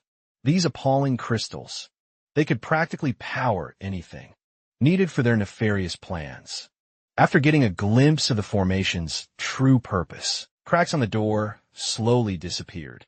At this point in time, Varian likely wasn't trying to call the liquidator. Whether he didn't try or just couldn't is still unknown. Punching a tiny hole to a different dimension already pushed the space, opening magic rigs to their limit. Maybe Varian and his fellow sickos haven't managed to unlock their full potential yet. Nevertheless, the apparatus must be insanely valuable. A high-output spatial warp magic with such precision is bound to be worth an ungodly amount of wealth. Ariel estimated that making just one of the 8 magic rigs would cost an entire nation's budget. Only one organization in the world has that kind of clout. And Cash Bella immediately thought of the Discar Empire. But Professor Ariel was thinking of a different group. The Discar Empire might be the world's biggest country, but it probably doesn't have the magical research resources to build these rigs. There's only one organization whose magical research dwarfs even the empires, the one and only World Union Academy. That's right, the same glorious institute they all belong to. Professor Ariel has been around the block for a number of years. He knows for sure that no other research body can support a project of this scale and budget. The World Union Academy, which was supposed to defend the world from threats, is dabbling in some freaky territory. Ariel was 100% certain that all the puzzle pieces pointed to their supposedly stellar academy. Still, that doesn't mean the whole academy is privy to this villainy. Most of the Institute must have been just as clueless as they were before stumbling into this dome. Before the timeline reset, Gray saw how the Academy's top forces fought, with their lives on the line on the front lines. Even beyond the heroic subjugation squads, most students and professors kept protecting civilians, right until the very end. After seeing that future with his own eyes, Gray refuses to believe that the Academy is pure evil. Ariel agreed with his assessment. She reckoned that most of the Academy acts for the sake of humanity and would condemn Varian's illegal activities. However, the Academy is massive. It houses countless talented researchers from all over the world.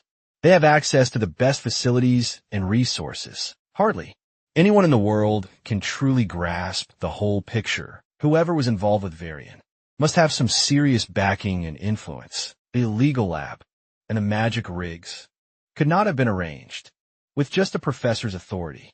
With that being said, they cannot fully trust the Academy. Ariel has been watching the intricacies of the prestigious institute from the inside. For decades, she had learned long ago that it's not an organization to be trusted blindly. Most of the people inside must actually think. They are doing what's best for the masses. Hell, even the ones behind this deplorable crime against humanity probably deluded themselves into thinking that they are acting for the greater good. The truth is buried in the dark, and they have barely scratched the surface. Unfortunately, finding the mastermind would be practically impossible. At the moment, Ariel swept the area and found no communication devices inside the dome. Not even the Maker's magic residue is left in the rigs. They were in pristine condition. The cover-up is as thorough as it can be. Suddenly, the whole formation self-destructed. A series of deliberately placed explosives went off, in unison destroying the dome from the inside. Ariel remained unmoved as she calmly assessed the evidence-erasing mechanisms. Since the whole place didn't blow up the moment Varian died, this sequence must have been designed to lure the ones snooping around, to take them out in one fell swoop. Bella urged the professor to stop hypothesizing and to get them out of this place instead. Once again, Ariel demonstrated that someone of her caliber wouldn't fall for such cheap tricks. She might be a bit useless in a straightforward combat, but she's peerless when it comes to survival. As bits and pieces of the dome's ceiling fell, Ariel conjured a golden magic circle. She strongly advised her pupils to stay inside. Her spell, encompassing the magic rigs with perfect precision, she covered everything and everyone that needed protection. When the targets were locked, she pulled the trigger and teleported them out of harm's way. The Professor Gray Bella, the magic rigs, and the unconscious prisoners reappeared right outside Varian's sinister laboratory, although some of them suffered permanent damage. Every surviving human lab rat made it out alive. Bella could finally breathe a sigh of relief. Even Gray was on edge. That last bit was way too close for comfort, given that she had to move more baggage than expected. Ariel's teleportation spell was slowed down, but it was all worth it for the magic rigs alone. Once these valuable contrabands get involved, the Academy won't be able to ignore them anymore. The very next day, Ariel brought up all the necessary information to her boss, World Union Academy's headmaster. Ordrum Alexandro extended his gratitude for the trio's affirmative action. The survivors are currently being treated in the Academy's medical wing. In Variance, illegal experiments have been verified and dealt with. As for the magic rigs, that matter is a little more complicated. After a thorough verification process, each one was evaluated, equal to a nation's annual budget. 8 of those things would cost an ungodly amount to produce. There's no way Varian alone could gather that kind of firepower. The headmaster straight up confessed that the rigs were stolen goods. These treasured magic artifacts were hijacked mid-transport. At the time of the incident, 78 transport agents were brutally wiped out. That number of casualties is no joke, but it was kept under wraps for some unknown reason. Come to think of it, Ariel vaguely recalled an incident that matches the description from 15 years ago. The stolen cargo back then carried these valuable engines. Investigations indicated that the culprit behind the massacre and theft was the blood drinker. Headmaster Oradram Alessandro presumed that everyone was familiar with the name. It's the world's biggest crime organization, after all. They are parasites that cannot be killed. They always reform, no matter how many times they are crushed. Bella made it her business to learn everything about this syndicate, because they were the ones who murdered her parents. Blood drinkers' ability to resurface, no matter how many times they're exterminated, makes them a persistent scourge. No one knows where they hide or who's on the lead. Some say over 70% of all crime-related deaths can be traced back to them, one way or another. It would not be unreasonable to assume that some of their assets have already infiltrated the Academy, and there's no way to identify them. Even if there was a way, the Academy would not act on it. Hearing this absurdity straight from the headmaster's mouth infuriated Gray. Ariel resigned that the Academy is built on a creed that allows situations like this. Anyone with talent is welcomed with open arms, no matter their race, bloodline, gender, or affiliation, as long as they could blossom into someone truly outstanding. Their criminal inclinations don't matter. Bella protested that criminals should be dealt with, not nurtured. Headmaster Alexandro could not agree more. Unfortunately, the higher UPS don't share that view. He might be headmaster in name, but he's resigned to the fact that he's nothing more than an underling. In the grand scheme of things, sure, he is the face of the Academy on paper, but the authority he actually holds is borderline laughable. If Gray and Bello really want to know who's truly running things in this place, then they'd better grind and grow stronger quickly. The more power and potential they prove they have, the deeper they'll be allowed into the Academy's exclusive circles, and the more secrets will be uncovered. Alexandro cannot drop names, but he hinted that one upperclassman student has enough influence to shape the Academy's entire direction. That kid even had a hand in the crazy policy of accepting talented criminals. To keep things simple, if Gray can get stronger than that, wildly influential upperclassman, he could change how things are run in the Academy itself. In this place, strength is everything. With a clear goal in mind, both of the Divine Eye students felt the fire of motivation in their hearts. Holding his tongue, the headmaster had one lingering question in his mind. He knows that when it comes to combat, Ariel could not possibly stand a chance against Varian. At all that means, one of these two youngsters overcame the gigantic chasm of power between student and professor. Ariel's divine eye is sharper than ever this year. Alexandro is eager to see what kind of monster the special program will produce. After the meeting with the headmaster, Gray headed out to a long hallway deep in thought. Looking at the arm that houses his unknown power, he pondered the importance of power. If he wants to uncover the mysteries surrounding the academy, to ultimately change history, getting stronger is imperative. He needs to shift his focus to getting stronger in any way possible. While he was contemplating how the future would look, someone rudely bumped into him. Forced out of his reflective mood, he looked up and saw the bottom of shoe rapidly closing in on his face. With insufficient time to react and dodge, he instinctively raised his arms to defend. Gray was sent flying back a few feet away. It was quite an impactful kick. He felt a sharp pain in his arm. After tanking an unexpected attack, the assailant clicked his tongue and admitted that Gray was tougher than expected. When confronted, the assailant was oddly offended. He had dark circles under his dead eyes and an emo haircut. He complained that Gray walks around like he owns the place, when he's just a mere special admission reject. It sounds like emo here is just another one of those entitled pricks who hate the special slots. This is the first time someone actually acted against him, though. Gray grabbed onto his blade, ready to throw down if needed. Emo wanted to go all the way, too. But the so-called reject number 2 just showed up. He was talking about Professor Ariel. The cowardly Emo turned around and walked away before the professor could meddle. Once he was far enough away, Emo started muttering to himself and apologizing for not getting any closer to the target. He bit into his thumb in frustration, nibbling until he bled profusely. Emo quietly swore that he would send that reject to the afterlife, to accompany Professor Varian when the time was right. When Professor Ariel caught up, she asked what had just happened. Gray snitched that some random punk just kicked him out of nowhere for simply walking around the academy's halls, since no weapons were involved and no injuries were incurred. She can't really do much officially speaking. Even so, she gave Gray the green light to chase the bitch and punch the lights out of the prick. Technically, she can't be giving out permissions like that, but she could just turn a blind eye and use some haphazard excuse about a decline in her eyesight. Gray doesn't want to cause any unnecessary trouble, so he chose to let the matter go. The troublemaking professor was a little disappointed, since they're on the topic of discrimination.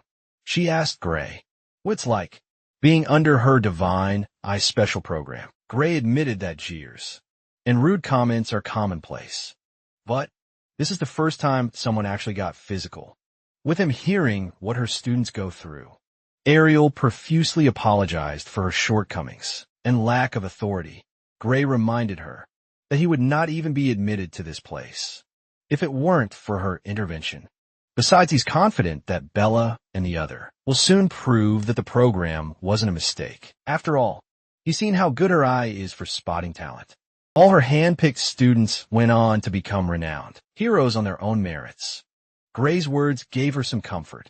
Ariel was pleased to hear that. He believed in her ability.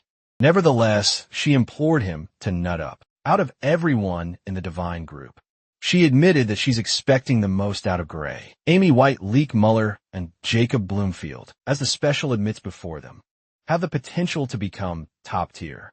But Gray made her believe that someone could surpass humanity. Being compared to future heroes made him uncomfortable. But Ariel's utmost confidence in his talent is quite reassuring. The mastermind behind Varian's crimes is still out there, plotting to summon the Liquidator. Those heroes that he admired so much couldn't hold a candle to that otherworldly being. The sole reason he came back to the past is to find a way to change history. The fate of this world rests in his hands. After tangling with criminal organizations and war crimes, it's time to go back to regularly scheduled classes. Gray is still a student, you know. Today's swordsmanship class will be live. Combat practice. The professor already paired up students, according to the list on the board. Practical training is tough. Gray readied himself mentally. If he screws up, everyone will have a reason to talk trash about Divine Eye again. He won't let that happen. At the very least, He needs to keep up with the average student. Unfortunately, his matchup might make that difficult. He was paired with the freshman representative. Leon Hart, Apius knockoff. Lloyd Forger is the current top student of the swordsmanship course. The professor insisted that the pairings are decided by matching up students with similar skill levels. So there's no need to hold back. Everyone must treat this practical like a real fight. Gray quietly cursed the professor for making his life hellish today. As far as he knows, Leon despises Divine Eye students. That dude is probably itching to give him a bloody beating. After their last encounter in magic class, speaking of the devil, Leon grabbed him by the shoulder, stunning Gray. Unbeknownst to him, Blondie here is absolutely stoked to spar with his new idol. He's trained harder than his peers, and he is desperate to show Lord Gray his sword. Seeing the brightly intoxicated smile on his face, Gray didn't know whether to laugh, cry, or be scared. He interpreted this look as the look of a man, loving the fact that he could beat up a classmate legally after everyone found their partner. The professor gave the go signal to start right away. Sounds of steel clashing filled the Colosseum. Leon Hart didn't waste a second and charged forward, speeding like a bullet. Gray raised his blade hurriedly, barely blocking the energetic strike. Leon easily overpowered his block, sending him skidding by force. Blondie relentlessly closed the gap, not letting him get an inch of break. Gray tried to retaliate, but he was easily thwarted by Leon's perfect form. Based on their brief metallic exchange, Leon genuinely praised Gray's strength. It's a wonder how he didn't make it in through regular admission. Now that they've got an initial gauge of each other, both combatants stepped on the gas and increased the speed. Gray thought he would get wrecked instantly, but he was actually holding his own. He was absolutely mathed when it comes to raw power. As for technique, Leon's polite. Swordsmanship is the perfect definition of by-the-book style, perfected to a terrifying degree, even with his extensive combat experience from his past life and his master's hardcore training. He was barely keeping up. Lionheart Apius is one of those homegrown monsters, with a combination of talent and diligence. When their sparring reached its climax, virtually everyone in the field stopped their duels to watch the two. They were all surprised that the Divine Eye student was actually keeping up with their number one. Leon was having the time of his life. He could do this all day if given permission. On the other hand, Gray was struggling with his quickly fading stamina. If it wasn't for Professor Heathcote's hardcore training, he would have gassed out a few clashes ago. On the contrary, Leon looked like he was wholly unaffected. The guy wasn't even breathing hard yet. If this turns into a battle of attrition, Gray would be forced to take the L. Luckily, the professor gave them explicit instructions to treat this practical like it's a real fight. That means they would not be limited to textbook techniques. When Leon tried to hack him in half, Gray ducked out of the way in an unusual stance. He was almost face down, ass up in there. Using his palm, he pivoted his body from the floor, not expecting such unorthodox movements. Leon was caught off guard. Instead of fighting a losing battle using swords, he resorted to using his feet to limit Blondie's mobility. Gray literally swept that fraud off his feet, while Blondie was suspended in the air. Gray used his sword to capitalize. Looking into his eyes, Leon finally understood what the professor meant when he said to treat this bout like a real life or death battle. Even at such a disadvantageous position, he refused to lose. Ultimately, the blades of both fighters ended up inches away from each other's throats. Gray was in an upright position, while Leon eked out a quick counter from the ground.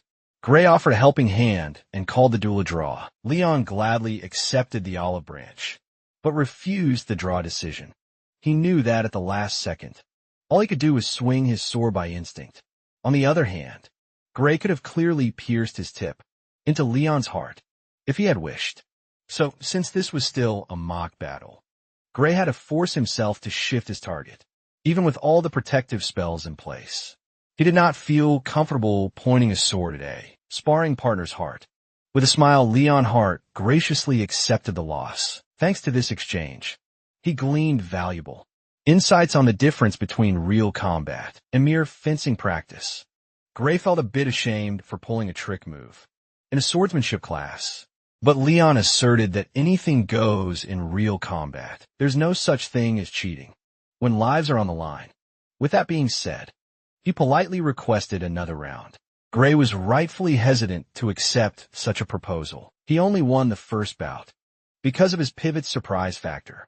Now that Leon knows how crafty he can be, his chances of stumbling into a win have gotten way slimmer, even without mentioning the gap in technique. Their stamina difference is just too wide. Before, Gray could politely decline the enthusiastic proposal. Some random NPC inserted himself into the discussion. NPC over here asserted that a sword class is meant for a showdown. In technique, not trickery. In truth, he was just salty. Let the special admit. Loser was paired up with this year's top student. Gray was already getting annoyed by this dumbass. Yapping thankfully, Leon stepped in to defend Gray's qualification to fight as his only equal and told the NPC to fuck off. The professor piled on and reiterated that the pairings were decided by pairing students with similar overall strength. It just so happens that Gray is the only one who can take Leon on. If anyone wants to express dissatisfaction, challenges are welcomed if the NPC boy can beat Gray. The professor would allow a showdown with Leon. NPC boy looked like he was about to pop a vein. He bragged that he was one of the few who beat the examiner to get into this prestigious institute. He refused to be lumped in with frauds who barely scraped by, or the ones who outrightly failed. Leon scoffed at the NPC's simplistic line of thinking. It felt like he was listening and looking at the old Leon Hart. He reckoned that this would be a good chance for Gray to showcase his power. That deserves all recognition. Still, he was absolutely pissed that some unnamed NPC interrupted his limited time with Lord Gray. NPC glanced behind his opponent and saw Leon gnawing his teeth in rage for the crime of stealing time. He could have spent touching tips with Gray. It took every cell in Leon's body to stop him from committing murder. Poor NPC boy doesn't know that. He's only alive because he's inside the campus. Since the entitled NPC was so salty about the use of unorthodox fighting styles, Gray agreed to solely use his swordsmanship skills. He has no clue how strong the challenger is, but anyone who got into the academy through stellar entrance exam results should be quite competent, judging based on build alone. He could tell that the dude has better stamina and strength than him. His master's crude and brutal training could not possibly beat years of practice, nourishment, and conditioning right. First of all, Gray made sure that there were no hidden caveats for this challenge. It's just a for-fun match with no consequences. The professor nonchalantly assured him that this showdown doesn't even count, but encouraged the fighters to go all out. With the air cleared and the rules set, Gray and the NPC boy raised their blades. When the signal to begin was dropped, the NPC boy charged forward like a maniac. He's already convinced that this is the day he will rise in prominence by putting the special admit in his rightful place. To gauge NPC's strength, Gray openly received the initial strike with a well-timed block. Much to his surprise, the dude who loved talking shit actually has noodles for arms. While NPC boy was reeling in confusion, Gray was already plotting out the next move to deal with the light, hitting Normie in front of him. Trying to recover from the humiliation, the NPC boy got up, acted as if nothing had happened, and restarted his attacks. Gray wondered if the dude was holding back, or if he was just that bad. His mind was preoccupied by questions that he forgot to control. The depth of the next cut he dished out. Gray easily drew blood by scarring the NPC's life forever with one of the combatants desperately crawling on the floor. The professor motioned to announce the conclusion of today's final match. Gray immediately felt bad about overestimating his opponent and causing some serious damage. He was aiming for a simple disarm into a dodge, but the NPC guy was dumber than Gray anticipated. Like a good boy, NPC just stood there and took that tip until he bled, with tears of humiliation flowing down his face. NPC requested a rematch right away. He strongly insisted that he just slipped up, and the first win was a mere fluke. The professor felt so bad for the guy that he allowed more rounds, until he finally got the message. Once again, NPC boy lifted his blade and feet off the ground. A few minutes later, Gray hesitated to raise his sword. Out of pity for his poor victim, the NPC boy had been spanked, and Dog walked repeatedly, so that he looked unrecognizable from the arrogant challenger earlier, with a face that only a mother could love. The professor and the students averted their gazes. The swordsmanship. Prof had to ask some of his students to drag the dumbass into the infirmary. With the last bit of drama out of the way, the freshman year representatives were crowned. As expected, it was Gray and Leon. The repeated beatdown from earlier prevented any and all objections. Unfamiliar with how the academy works, he asked how he was selected. As some kind of representative, Leon gladly explained that the top first years must take on the second year. Champion in the much-awaited inter-year battle. In recent history, the first years have a record of 0 and 35. It was a literal 0% win rate, a 35-year losing streak. The professor has a feeling that this year will be different, though. 3.5 decades of absolute pub stomping is just too crazy. It signifies the power gap between freshman and second years. A single year of survival in this academy is huge. At this point, losing to the upperclassmen had become a normality. If anything is to be expected, if a freshman could put up a decent fight, that could already be considered an impressive feat. A win, on the other hand, would go down in the academy's history as a miracle. Being chosen as one of the two representatives should be taken as an honor. Leon and Gray must carry that responsibility on their shoulders, since there are practically no expectations of winning. The inter-year battle doesn't sound as serious as Gray thought it would be. Still, this is a golden opportunity to prove that a divine eye, special student, can actually hang with the big dogs. In the coming days, he immersed himself in intense training. Meanwhile, under the headmaster's lead, the academy's faculty meeting broached the topic of Professor Badra's proposal, looking like the pot of greed magic department. Professor Badra floated the idea of kicking out the divine eye, special student Amy White. Immediately, Ariel opposed the incredulous proposal. She was the one in charge of her students. Random pigs should not have a say. Still, Bud rapped about how Amy White failed the third-year advancement exam. He found it unfair that she got to stay. In spite of her failure, every other student who failed was expelled. It's not fair for those who went through the proper due process. Ariel calmly reiterated what she had already explained countless times before. Amy is progressing towards becoming a world-class fighter. She suffered intense backlash and is temporarily unable to display her full power. If healthy, she would have passed that silly exam with flying colors. Udra refused to believe in Ariel's narrative. A few other professors also refuted her statement. Anyone could paint the picture of some hidden prodigy, but without solid evidence backing up the claim. It's all just fantasy. Ariel firmly asserted that Amy is bound to gain full control of her power. Any day now, maybe even tomorrow. If they push her too soon, that window might close forever. The coalition of magic department professors continued. Pressing her, they are framing their stance, as if they want to protect the academy's integrity by upholding its high standards. Ariel had to remind these people that the academy exists to nurture exceptional talents. Picking out someone gifted just because they don't fit into a system defeats that noble purpose. With a smug smile, Badra insisted that the special picks are in a steady decline, labeling the current batch as a bunch of failures. Amy White, Bella Albright, and Jacob Bloomfield, all of these so-called prodigies, come with some form of baggage. He implied that the divine eye must be going blurry. Perhaps it's time to abolish such an antiquated program. Ariel had gotten used to being piled on by these men, but they had never gone this far before.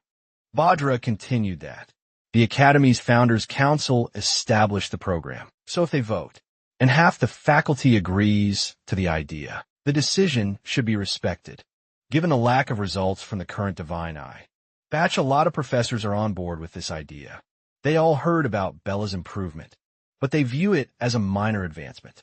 Given her still questionable mana capacity, admittedly, old Divine Eye students were legendary talents. The recent batch pales in comparison, based on the sly looks, being traded around the round table.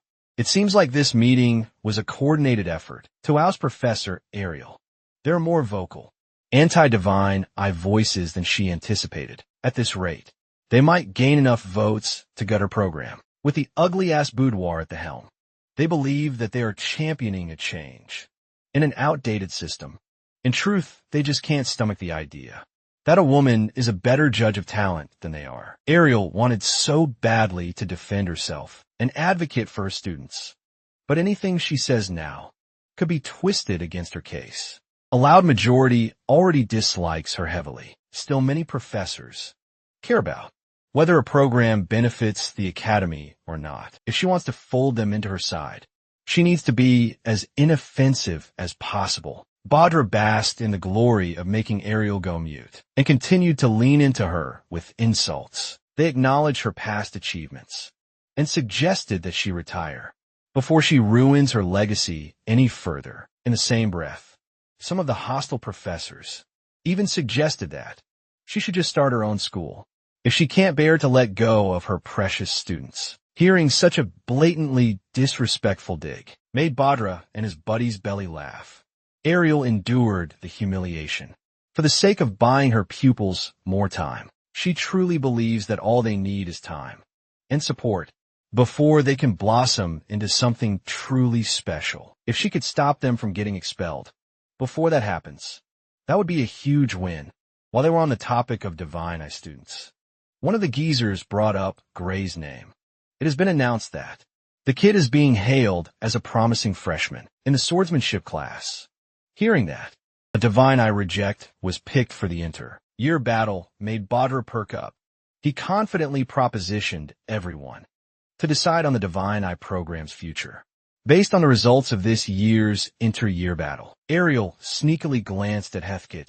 The stalwart trainer shook his head in disapproval. She argued that Gray is not suited for mock battles. He's supposed to be a lethal weapon, only to be deployed in a kill or be killed scenario. A geezer slammed his fist into the round table and accused Ariel of coming up with more excuses. He believes that skills that won't show in training won't be useful in real combat either. Losing the leverage in this negotiation, she tried to explain that Gray's abilities cannot be judged through common sense. Before the meeting got even more heated, Headmaster Alexandro demanded silence before wrapping up today's discussion. Curious as to what Gray is capable of, the headmaster agreed that every professor should come and watch the inter-year battle before properly picking a side. Ariel was mortified, but the meeting had been adjourned. Every other professor left the round table with glee, leaving Ariel listless in her seat. Heathkit was worried for his friend. Ariel trembled as she silently apologized to her students. She's seen how strong Gray can be, if unleashed at full power. But the boy still needs time to develop a solid foundation. Right now, all she could do is place her hopes and dreams on the back of her youngest prodigy. It's up to Gray to protect the Divine Eye program's future. The day of the inter-year battle has arrived, and the entire academy gathered at the Coliseum for the festive tradition. Introducing the competitors, the poster boy of noble swordsman, the freshman top student, Leon Hart Apius, earned loud cheers from the crowd. On the other corner was Lionel Hartman, the Academy's top-performing second-year student. When Gray Lee was introduced as the first-year challenger, the reception was a lot different compared to the Golden Boys. As for the second-year challenger, Gray recognized the kid as the edgy emo teen who tried to jump him in the hallways not too long ago. Dable Ray Ardell. Who would have thought that he'd get the opportunity to get his lick back on the big stage? A host went through more formalities and platitudes, while a thick air of tension wafted from one side of the viewing deck. Various professors from different departments have gathered to witness this year's inter Year battle leading the pack was Professor Badra, with his smug smirk and extra-strong shirt buttons. Leon noted the inordinate number of professors who came to observe the showdown. Senior Lionel also found it strange. Last year, only 3 fencing professors bothered to show up. Looking around the entire row, filled with esteemed professors, Leon finally understood what was happening. He reckoned that everyone must have carved out time, out of their busy schedules, out of curiosity about Gray. Lionel found Leon's enthusiasm odd. The guy never behaved like this when they were younger. Badra confessed that they really showed out to watch Gray, and to witness the final battle of the Divine Eye. Special admits, that revelation caused a buzz amongst the students, who just wanted to watch some bloody fights. Unaware of what was discussed behind closed doors, Gray asked for clarification. Badra was amused to hear that the boy hadn't been informed of the crucial role he was about to play in academy politics.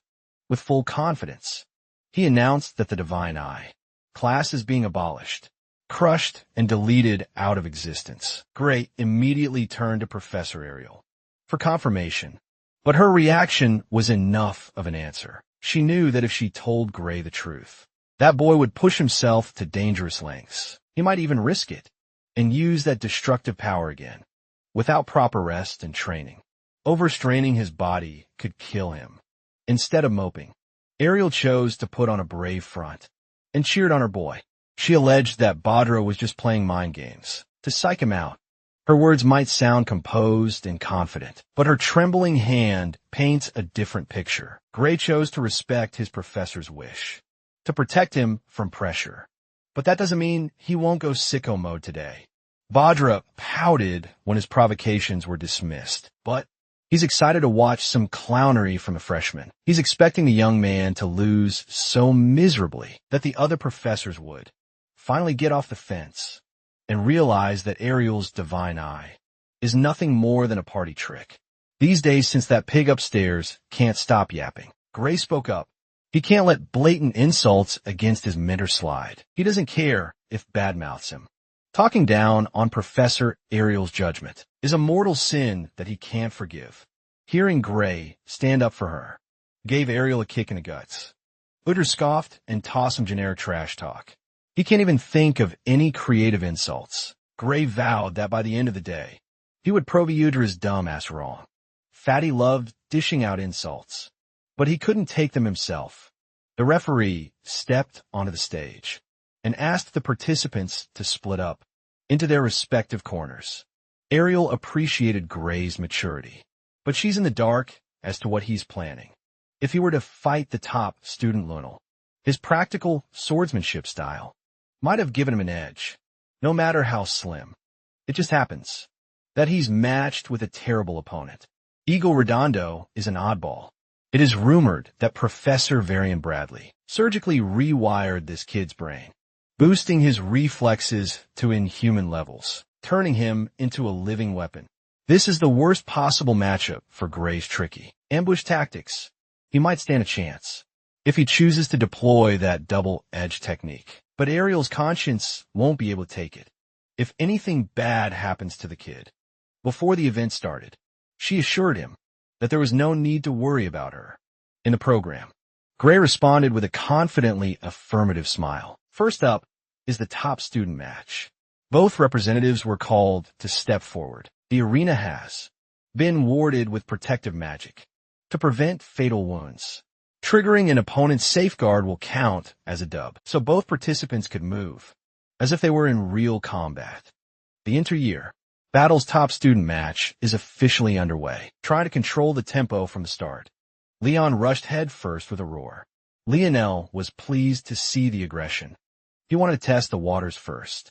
As soon as he entered a comfortable range, Leon unleashed a flurry of slashes. When his barrage slowed down, Lionel seized the chance for a perfect counter, a heavy attack that aimed to decapitate, and one fell swoop whistled in the air, completely missing Leon's vitals. He surprisingly used his hand as a pivot point, blatantly copying Gray's winning move against him a few days ago. Instead of sticking with his rigid and predictable technique, Leon chose to evolve and incorporate more trick plays. Unfortunately, he can't fight like Lord Grey yet. He lacks the timing and confidence necessary to pull off something like this.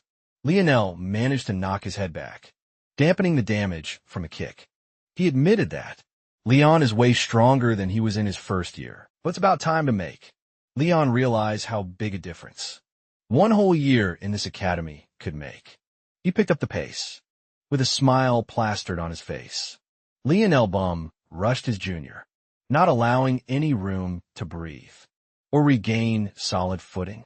Eventually, Leon found himself on the ropes, stuck on the arena's edge with nowhere else to run to. Lionel pounced like a vicious predator.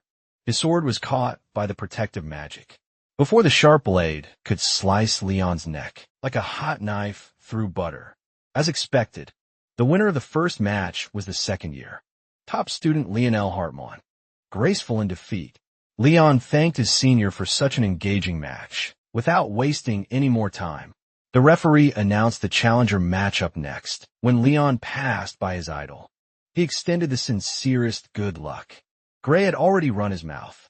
It would be embarrassing if he couldn't back it up. On stage, he's fought against more vicious monsters than he can count before. Turning back time, compared to the harrowing terror of a liquidator and the apocalypse, fighting an edgy teen feels completely winnable. On the other corner, DeBoer dragged his blade along the ground. As he whispered sweet nothings to the deceased professor, Varian Bradley, he is eager to send the madman's killer to hell for a bloody reunion. Without further ado, the selection match for the challengers is now underway. Gray's stance was solid and alert. DeBell, on the other hand, was as unorthodox as you can get. While they sized each other up, the Colosseum was so silent that you could hear a pin drop. As soon as the ghost signal was given, Gray swung his sword and forced the weirdo to the back foot, much to his surprise. His attack, bearing full force and weight, seemed wholly ineffective. With a casual swing, DeBell drove him away. The casual swing was so heavy and forceful that it left his dominant arm shaking. Professor Ariel briefed him about DeBell's oddities before the fight. He's aware of the boosted reflexes, but it feels like Varian also buffed Emo's arm strength. With this much difference in raw power, petty tricks become entirely useless. Gray's mind immediately jumped to the most extreme step he could take.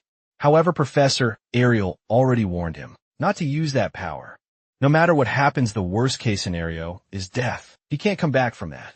She emphasized that, even though the tournament is important, it's simply not worth sacrificing his life over. Besides, the arena's defensive barrier won't hold against such sharpness.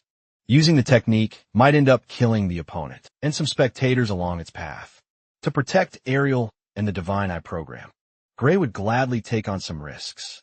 He can't possibly kill a fellow student in a school event, no matter how shitty the student might be. DeBell turned the tide and took on the assailant role, forcing Gray to defend.